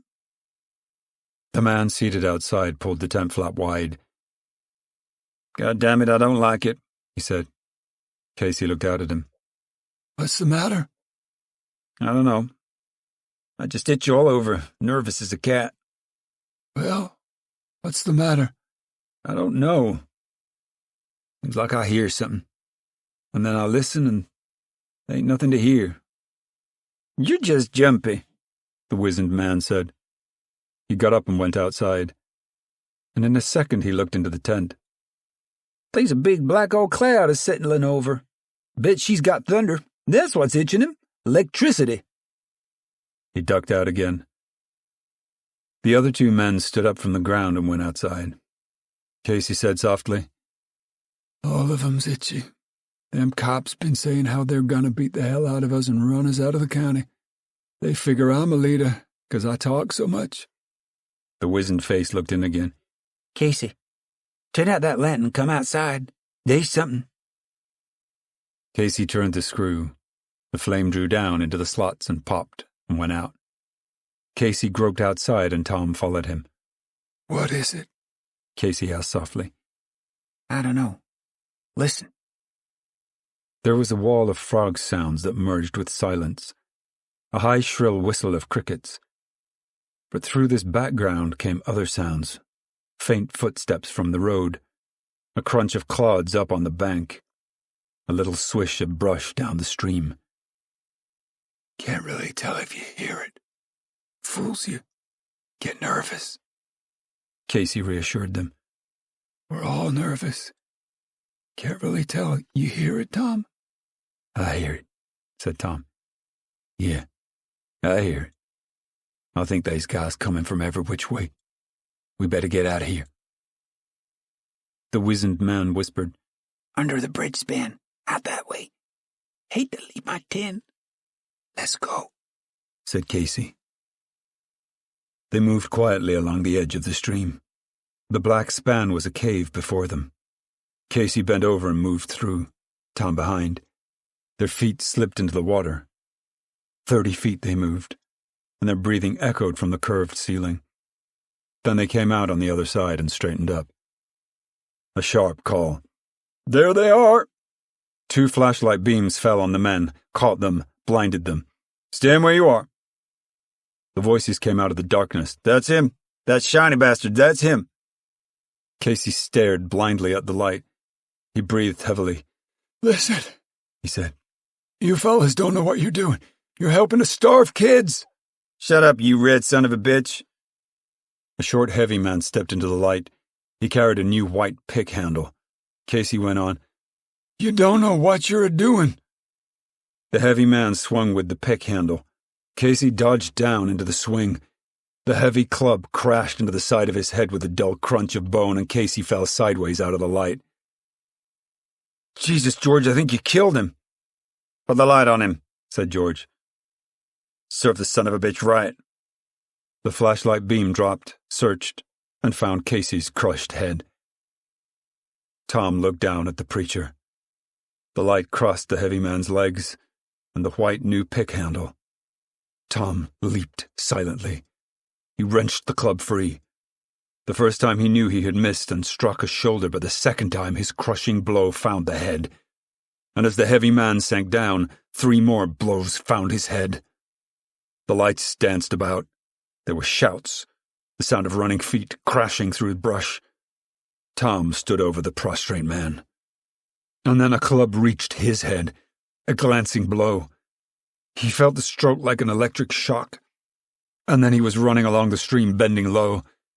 He heard the splash of footsteps following him. Suddenly he turned and squirmed up into the brush, deep into a poisoned oak thicket. And he lay still. The footsteps came near. The light beams glanced along the stream bottom. Tom wriggled up through the thicket to the top. He emerged in an orchard, and still he could hear the calls, the pursuit in the stream bottom.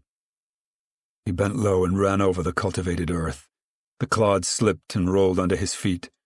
Ahead, he saw the bushes that bounded the field, bushes along the edge of an irrigation ditch. He slipped through the fence, edged in among vines and blackberry bushes. And then he lay still, panting hoarsely. He felt his numb face and nose. The nose was crushed and a trickle of blood dripped from his chin. He lay still on his stomach until his mind came back. And then he crawled slowly over the edge of the ditch. He bathed his face in the cool water, tore off the tail of his blue shirt and dipped it, and held it against his torn cheek and nose. The water stung and burned. The black cloud had crossed the sky, a blob of dark against the stars. The night was quiet again. Tom stepped into the water and felt the bottom drop from under his feet. He threshed the 2 strokes across the ditch and pulled himself heavily up the other bank. His clothes clung to him. He moved and made a slopping noise. His shoes squished. Then he sat down, took off his shoes and emptied them. He wrung the bottoms of his trousers, took off his coat and squeezed the water from it. Along the highway he saw the dancing beams of the flashlights, searching the ditches. Tom put on his shoes and moved cautiously across the stubble field. The squishing noise no longer came from his shoes. He went by instinct toward the other side of the stubble field, and at last he came to the road. Very cautiously, he approached the square of houses. Once a guard, thinking he heard a noise, called, "Who's there?" Tom dropped and froze to the ground, and the flashlight beam passed over him. He crept silently to the door of the Joad house. The door squalled on its hinges, and Ma's voice, calm and steady and wide awake. "What's that?" "Me, Tom." "Well, we better get some sleep. Al ain't in yet." "You must have found a girl." "Go on to sleep," she said softly. "Over under the window." He found his place, took off his clothes to the skin. He lay shivering under his blanket, and his torn face awakened from its numbness, and his whole head throbbed. It was an hour more before Al came in. He moved cautiously near and stepped on Tom's wet clothes. "Shh," said Tom. Al whispered, "You awake? How'd you get wet?" "Shh," said Tom. "Tell you in the morning." Pa turned on his back, and his snoring filled the room with gasps and snorts. "You're cold," Al said. "Shh, go to sleep." And the little square of the window showed grey against the black of the room. Tom did not sleep. The nerves of his wounded face came back to life and throbbed, and his cheekbone ached, and his broken nose bulged and pulsed with pain that seemed to toss him about, to shake him. He watched the little square window, saw the stars slide down over it and drop from sight. At intervals he heard the footsteps of the watchman. At last the roosters crowed far away, and gradually the window lightened. Tom touched his swollen face with his fingertips, and at his movement Al groaned and murmured in his sleep. The dawn came finally. In the houses, packed together, there was a sound of movement, a crash of breaking sticks, a little clatter of pans. In the greying gloom, Ma sat up suddenly. Tom could see her face swollen with sleep. She looked at the window for a long moment, and then she threw the blanket off and found her dress. Still sitting down, she put it over her head and held her arms up and let the dress slide down to her waist. She stood up and pulled the dress down around her ankles. Then, in bare feet, she stepped carefully to the window and looked out. And while she stared at the growing light, her quick fingers unbraided her hair and smoothed the strands, and braided them up again. Then she clasped her hands in front of her and stood motionless for a moment. Her face was lighted sharply by the window. She turned, stepped carefully among the mattresses, and found the lantern. The shade screeched up, and she lighted the wick. Pa rolled over and blinked at her. She said, "Pa, you got more money?" "Huh? Yeah. Paper rope for 60 cents. "Well, get up and go buy some flour and lard. Quick now." Pa yawned. Maybe the store ain't open. "Make 'em open it. Got to get something in you fellas. You got to get out to work." Pa struggled into his overalls and put on his rusty coat. He went sluggishly out the door, yawning and stretching. The children awakened and watched from under their blanket like mice.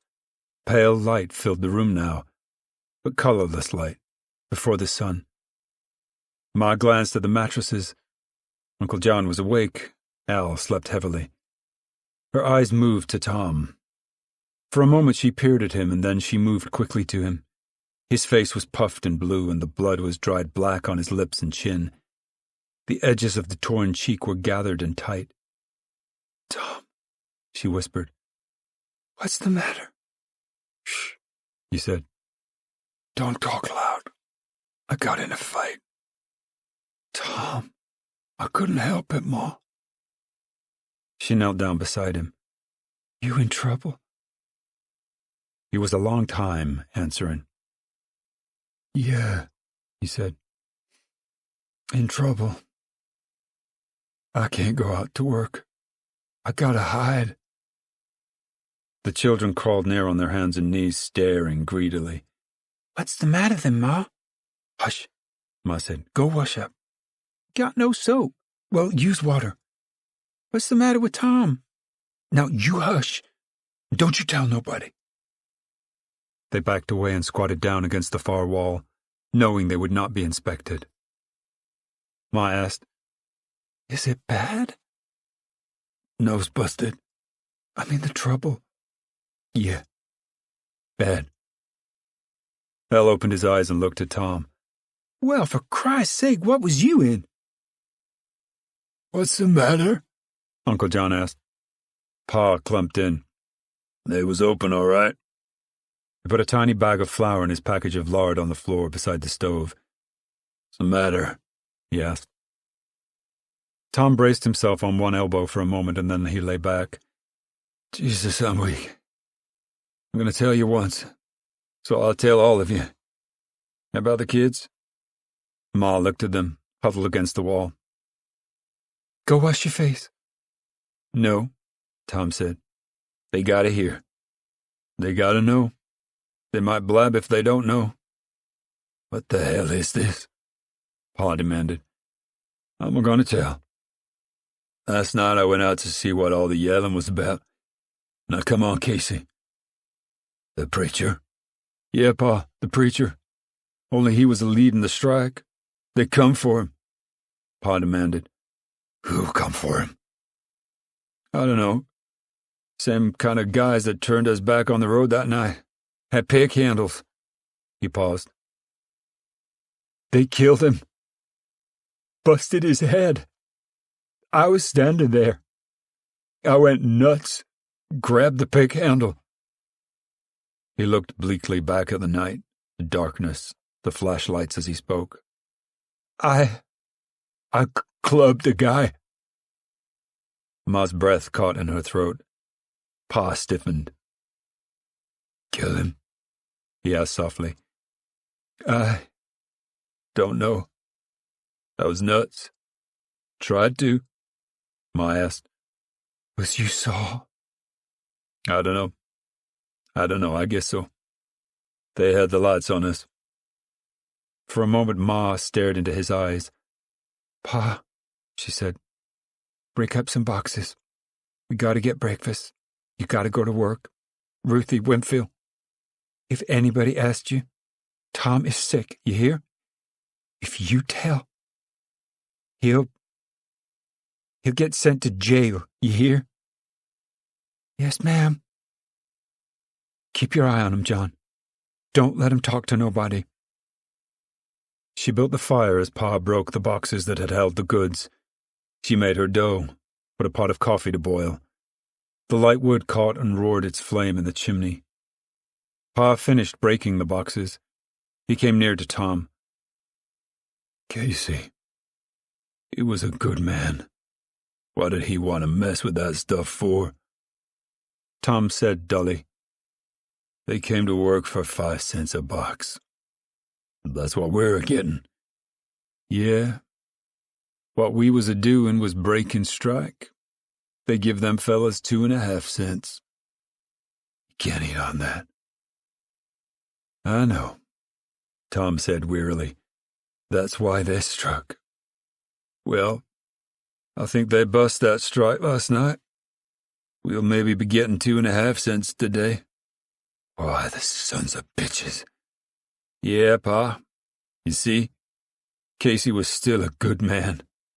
God damn it. I can't get that picture out of my head. Him laying there.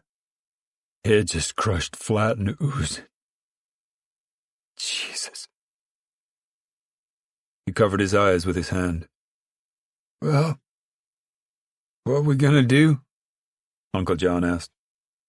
Al was standing up now. Well, by God, I know what I'm gonna do. I'm gonna get out of it. No, you ain't, Al, Tom said. We need you now. I'm the one. I'm a danger now. As soon as I get on my feet, I gotta go. Ma worked to the stove. Her head was half turned to here. She put grease in the frying pan, and when it whispered with heat, she spooned the dough into it. Tom went on. You gotta stay, Al. You gotta take care of the truck. Well, I don't like it. Can't help it, Al. It's your folks. You can help 'em. I'm a danger to 'em. Al grumbled angrily. I don't know why I ain't let to get me a job in a garage. Later, maybe. Tom looked past him and he saw Rose of Sharon lying on the mattress. Her eyes were huge, opened wide. Don't worry, he called to her. Don't you worry. Gonna get you some milk today. She blinked slowly and didn't answer him. Pa said, We gotta know, Tom. Think you killed this fella? I don't know. It was dark. And somebody smacked me. I don't know. I hope so. I hope I killed the bastard. Tom, Ma said, don't talk like that. From the street came the sound of many cars moving slowly. Pa stepped to the window and looked out. There's a whole slew of new people coming in, he said. I guess they bust the strike all right, said Tom. I guess you'll start at 2.5 cents. But a fella could work at a run and he still couldn't eat. I know, said Tom. Eat windfall peaches. That'll keep you up. Ma turned the dough and stirred the coffee. Listen to me, she said. I'm getting cornmeal today. We're gonna eat cornmeal mush. And soon as we get enough for gas, we're moving away. This ain't a good place. And I ain't gonna have Tom out alone, no, sir. You can't do that, Ma. I tell you, I'm just a danger to you. Her chin was set. That's what we'll do. Here, come eat this and then we'll get out to work. I'll come out soon as I get washed up. We gotta make some money. They ate the fried dough so hot that it sizzled in their mouths, and they tossed the coffee down and filled their cups and drank more coffee. Uncle John shook his head over his plate. Don't look like we're a-gonna get shed of this here. I bet it's my sin. Oh, shut up, Pa cried. We ain't got the time for your sin now. Come on now. Let's get out to her. Kids, you come help? Ma's right. We gotta get out of here. When they were gone, Ma took a plate and a cup to Tom. Better eat a little something. I can't, Ma. I'm so darn sore I couldn't chew. Better try. No, I can't, Ma. She sat down on the edge of his mattress. You gotta tell me, she said. I gotta figure how it was. I gotta keep straight. What was Casey a-doing? Why'd they kill him? He was just standing there with the lights on him. What did he say? Can you remember what he says? Tom said, Sure. Casey said, You got no right to starve people. And then this heavy fella called him a red son of a bitch.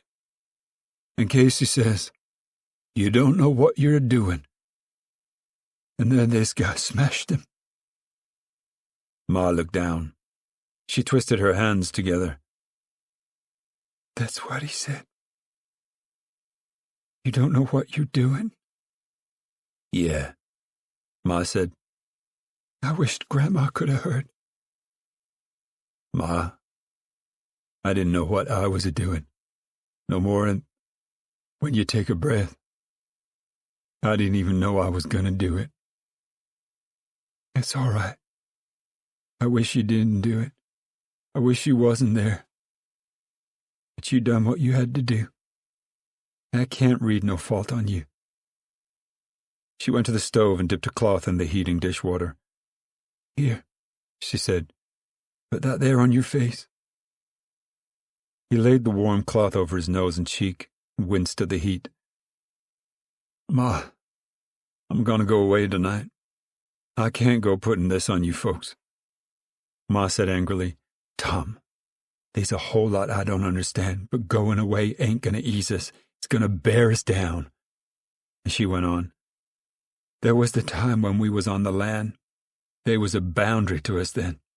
Old folks died off and little fellas come, and we was always one thing. We was the family, kind of whole and clear. And now we ain't clear no more. I can't get straight. There ain't nothing keeps us clear.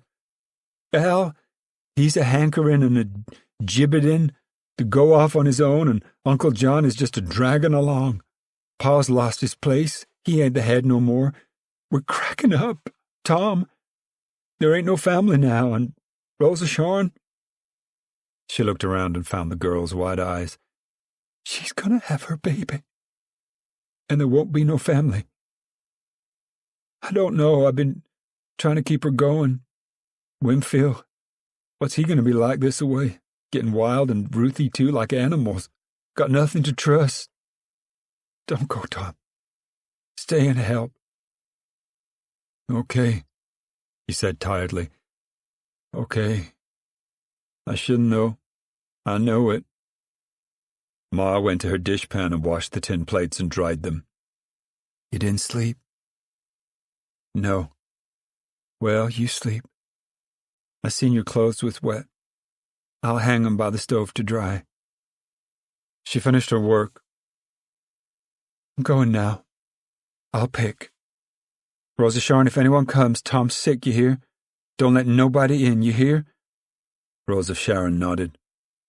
We'll come back at noon. Get some sleep, Tom. Maybe we can get out of here tonight. She moved swiftly to him. Tom, you ain't gonna slip out. No, Ma. Sure? You won't go? No, Ma. I'll be here. All right. Remember Rosa Sharn? She went out, closed the door firmly behind her. Tom lay still, and then a wave of sleep lifted him to the edge of unconsciousness and dropped him slowly back, and lifted him again. You? Tom? Huh? Yeah. He started awake. He looked over at Rosa Sharon. Her eyes were blazing with resentment. What you want? You killed a fella? Yeah. Not so loud you want to rouse somebody? Why do I care? She cried. That lady told me. She says what sin's gonna do. She told me. What chance I got to have a nice baby? Connie's gone, and I ain't getting good food. I ain't getting milk. Her voice rose hysterically. And now you kill a fella. What chance that baby got to get born right? I know. Gonna be a freak. A freak. I never done no dancing. Tom got up. Shh, he said. You're gonna get folks in here. I don't care.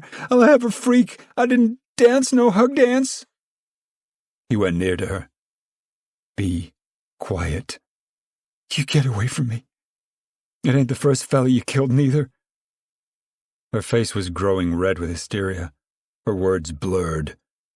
I don't want to look at you. She covered her head with her blanket. Tom heard the choked, smothered cries. He bit his lower lip and studied the floor. And then he went to Pa's bed. Under the edge of the mattress, the rifle lay, a lever-action Winchester .38, long and heavy. Tom picked it up and dropped the lever to see that a cartridge was in the chamber. He tested the hammer on half-cock, and then he went back to his mattress. He laid the rifle on the floor beside him, stock up and barrel pointing down. Rose of Sharon's voice thinned to a whimper.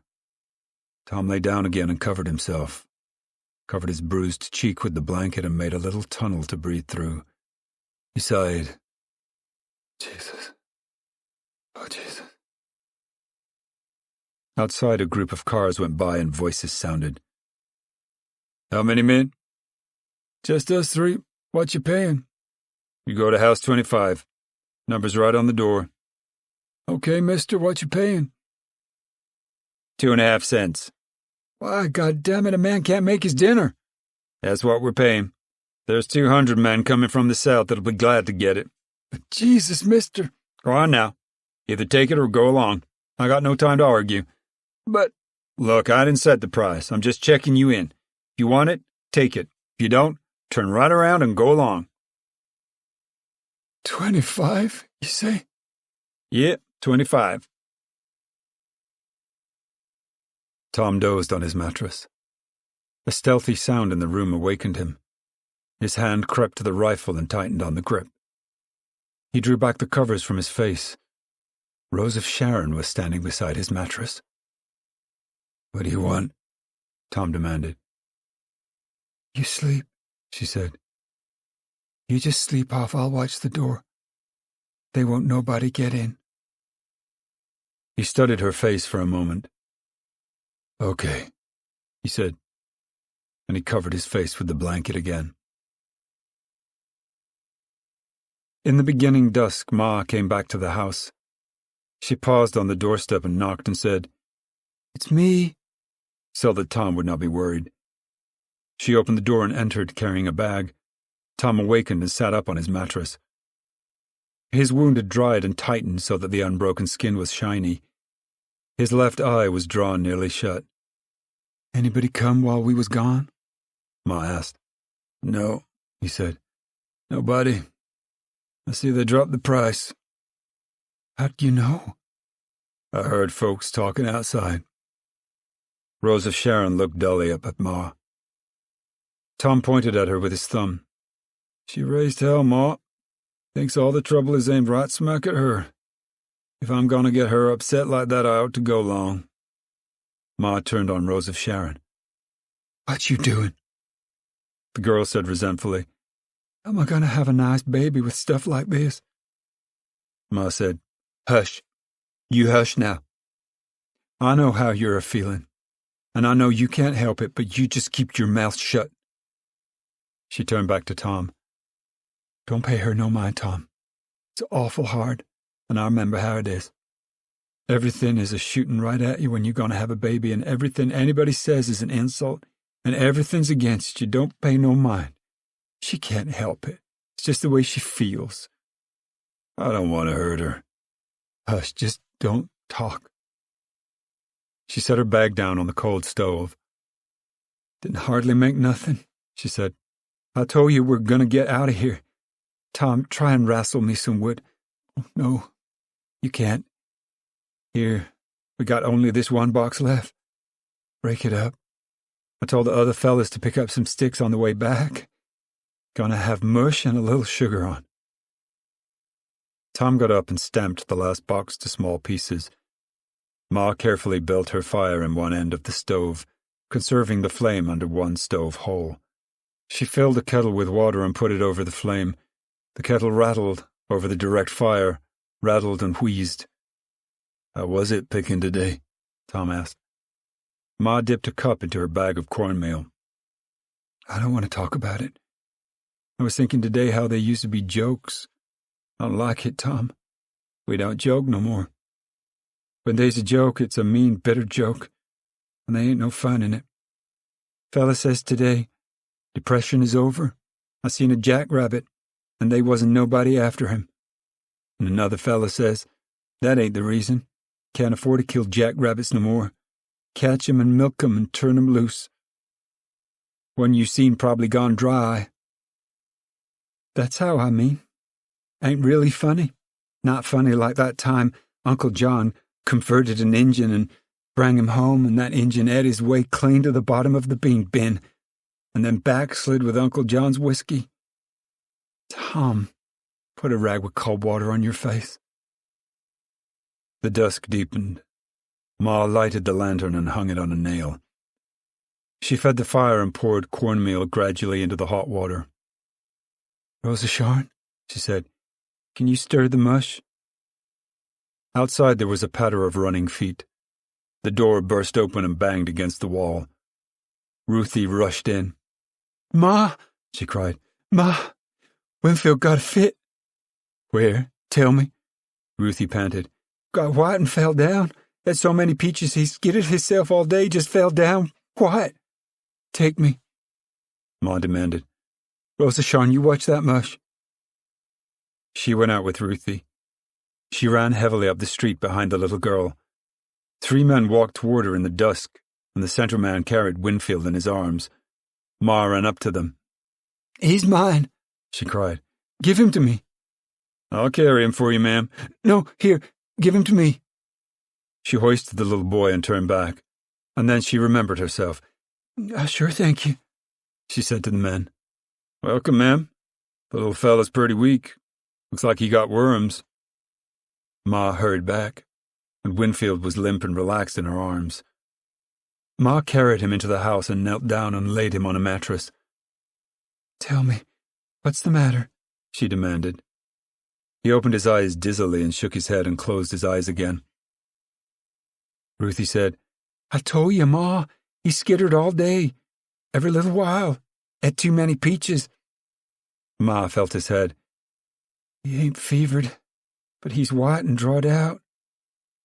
Tom came near and held the lantern down. I know, he said. He's hungered, got no strength.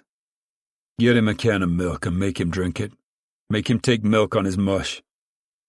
Winfield, Ma said, tell how you feel. Dizzy, said Winfield. Just a whirling dizzy. You never seen such skitters, Ruthie said importantly. Pa and Uncle John and Al came into the house. Their arms were full of sticks and bits of brush. They dropped their loads by the stove. Now what? Pa demanded. It's Winfield. He needs some milk. Christ almighty, we all need stuff. Ma said, How much did we make today? $1.42.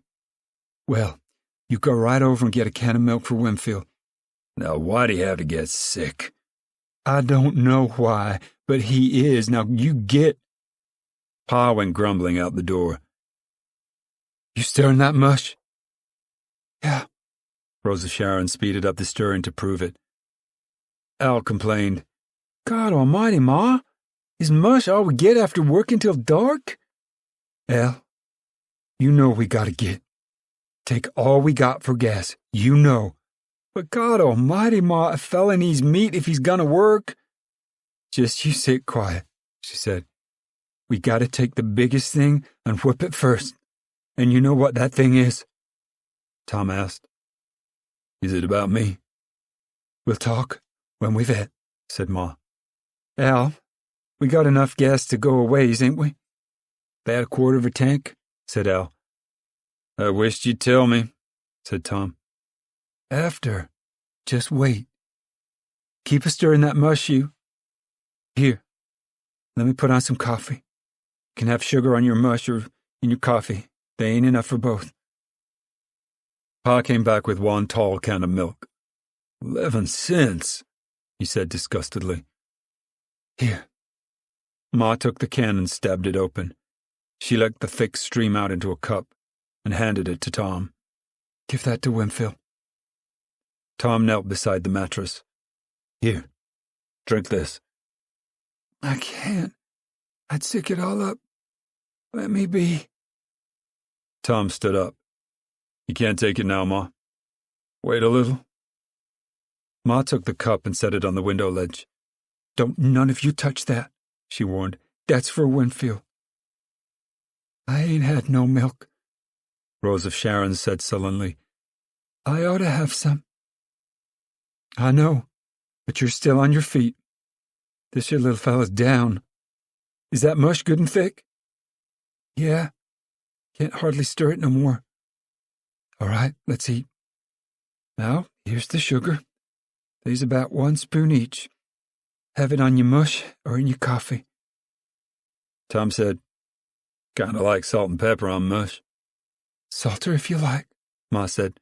The pepper's out. The boxes were all gone. The family sat on the mattresses to eat their mush. They served themselves again and again until the pot was nearly empty. Save some for Winfield, Ma said. Winfield sat up and drank his milk, and instantly he was ravenous. He put the mush pot between his legs and ate what was left and scraped at the crust on the sides. Ma poured the rest of the canned milk in a cup and sneaked it to Rose of Sharon to drink secretly in a corner. She poured the hot black coffee into cups and passed them around. Now, will you tell what's going on? Tom asked. I want to hear. Pa said uneasily, I wish Ruthie and Winfield didn't have to hear. Can they go outside? Ma said, No. You gotta act growed up, even if they ain't. There's no help for it. Ruthie, you and Winfield ain't ever to say what you hear, else you'll just break us to pieces. We won't, Ruthie said. We're growed up. Well, just be quiet then.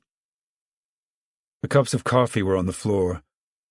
The short, thick flame of the lantern like a stubby butterfly's wing cast a yellow gloom on the walls. Now tell, said Tom. Ma said, Pa, you tell. Uncle John slupped his coffee.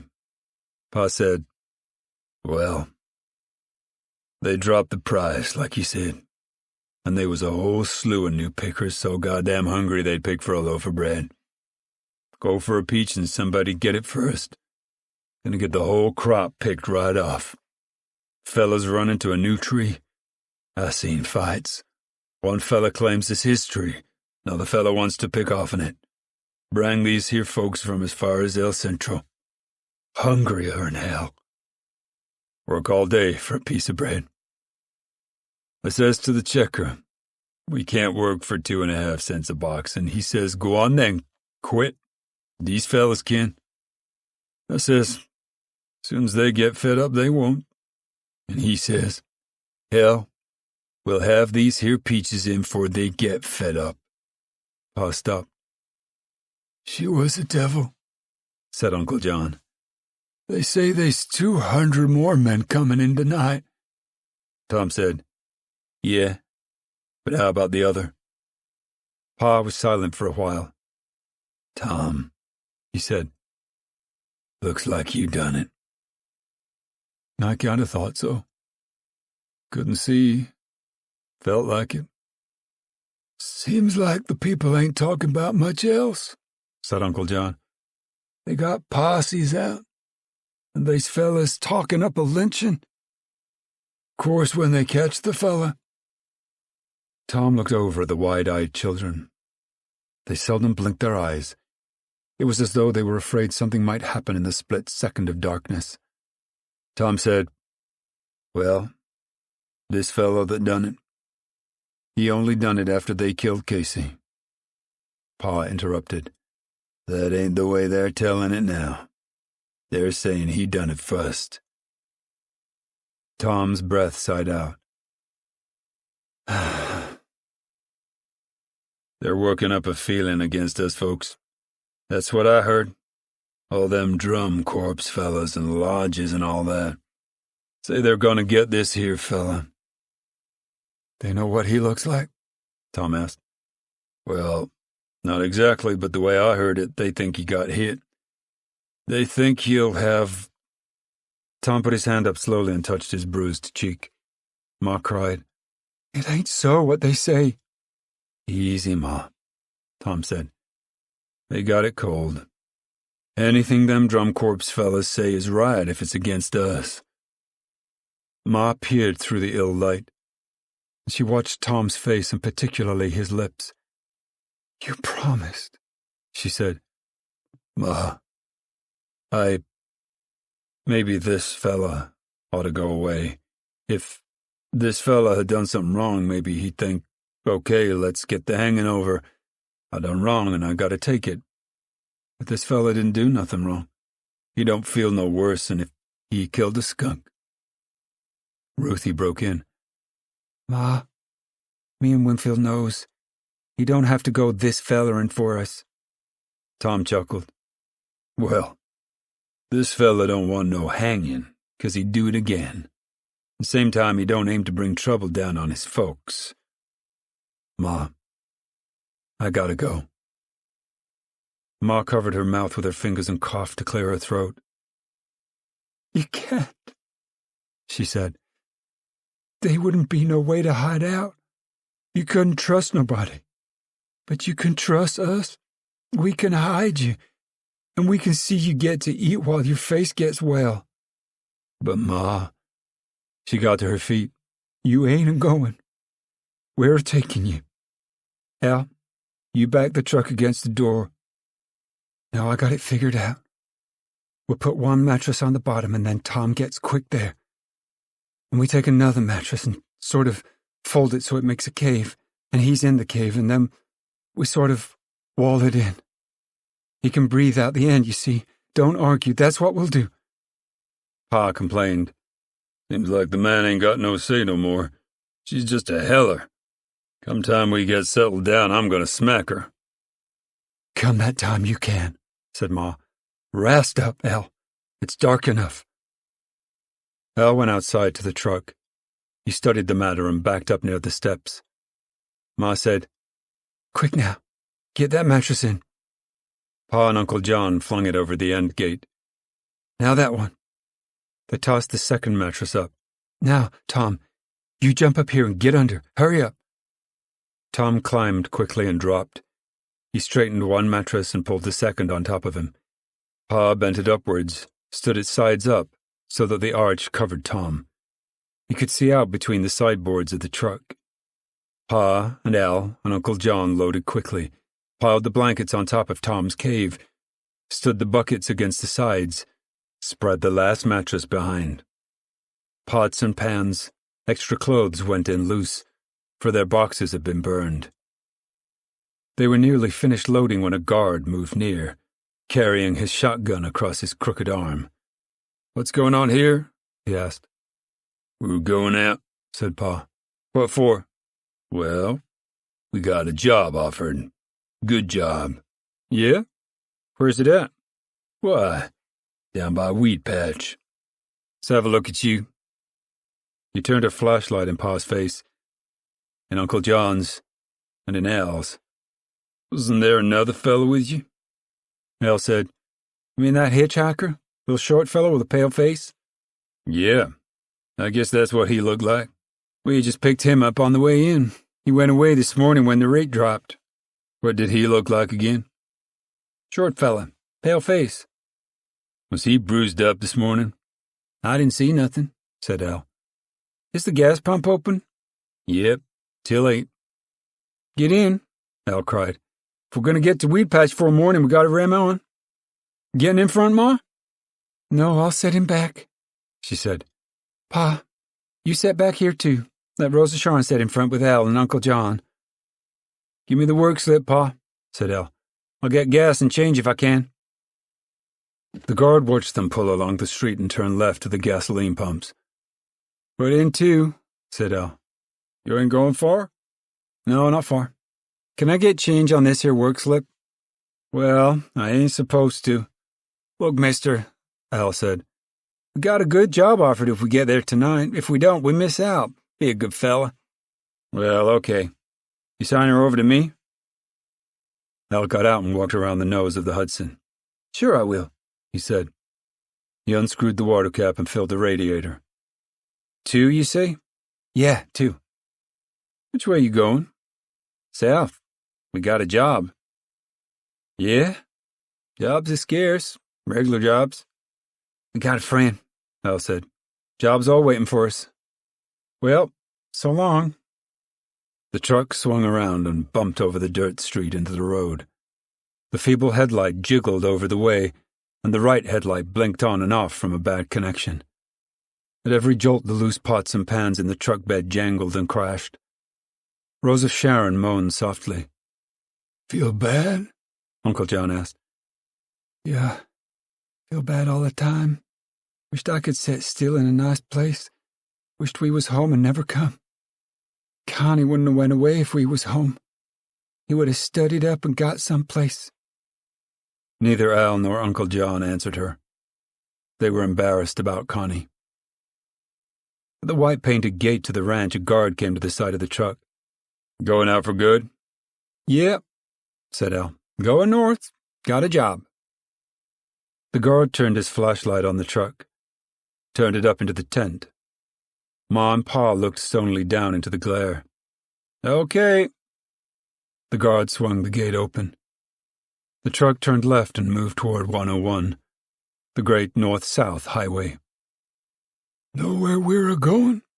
Uncle John asked. No, said Al. Just going.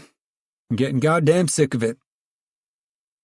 I ain't so terrible far from my time, Rose of Sharon said threateningly. It better be a nice place for me. The night air was cold with the first sting of frost. Beside the road, the leaves were beginning to drop from the fruit trees. On the load, Ma sat with her back against the truck's side and Pa sat opposite, facing her. Ma called.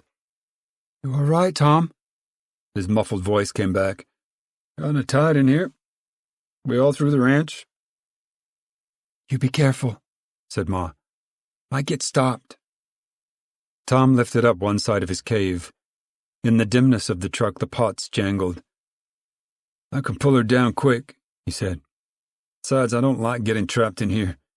He rested up on his elbow. By God, she's getting cold, ain't she? These clouds up, said Pa. Fellas says it's gonna be an early winter. Squirrels are building high or grass seeds? Tom asked.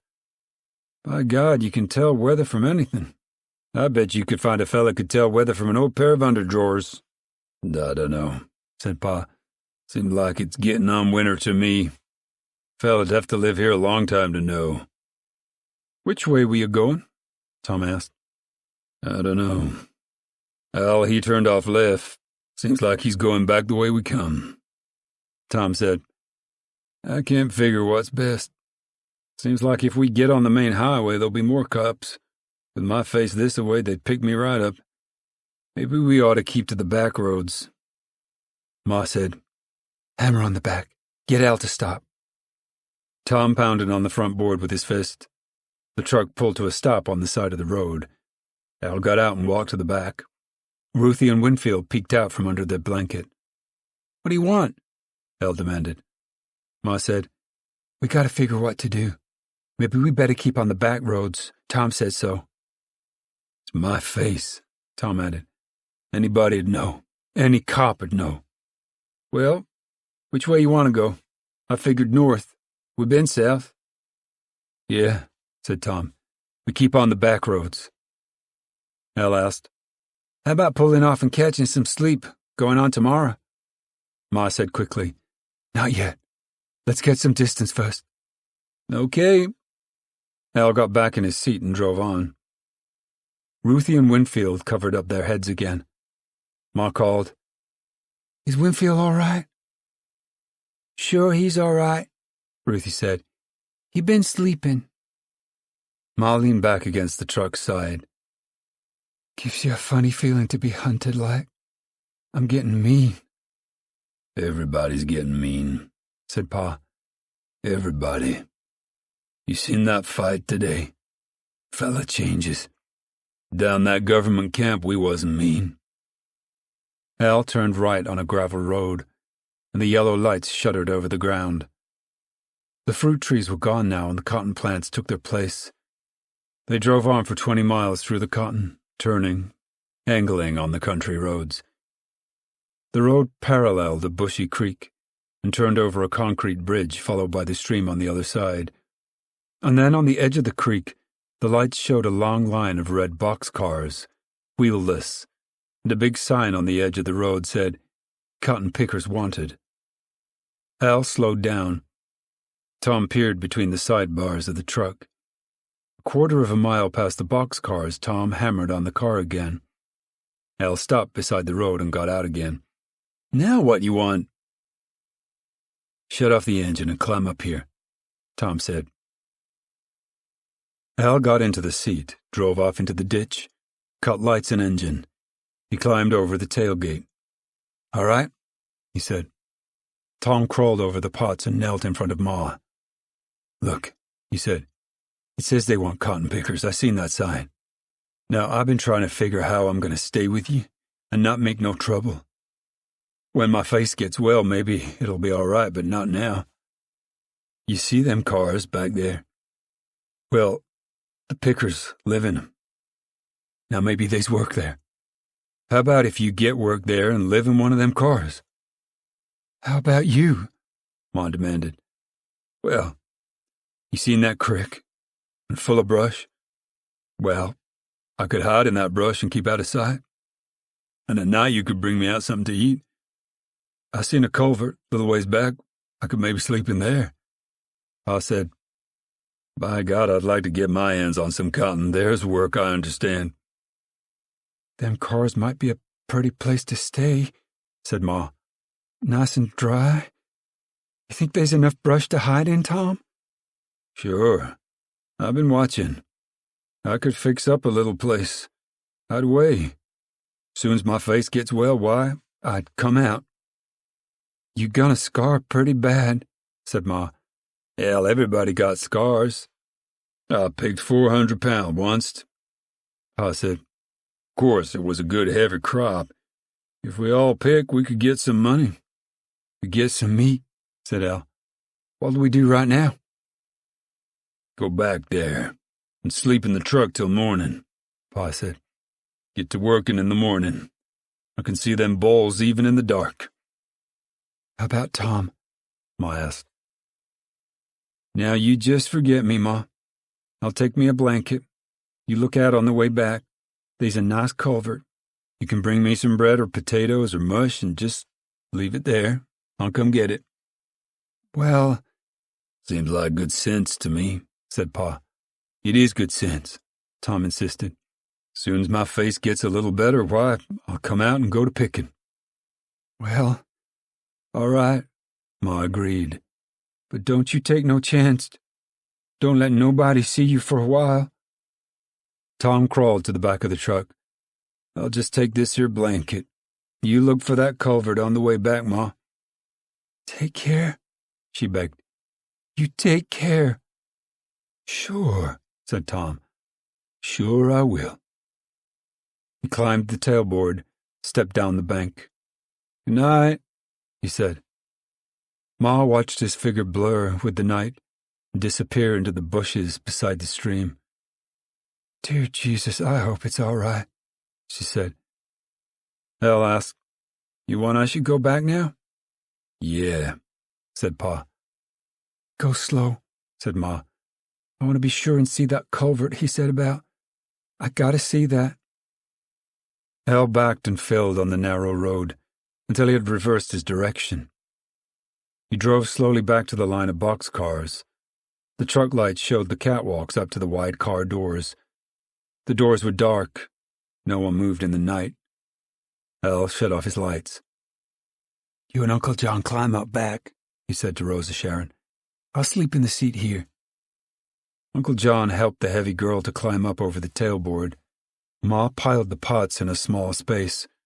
The family lay wedged close together in the back of the truck. The baby cried, in long jerking cackles, in one of the boxcars.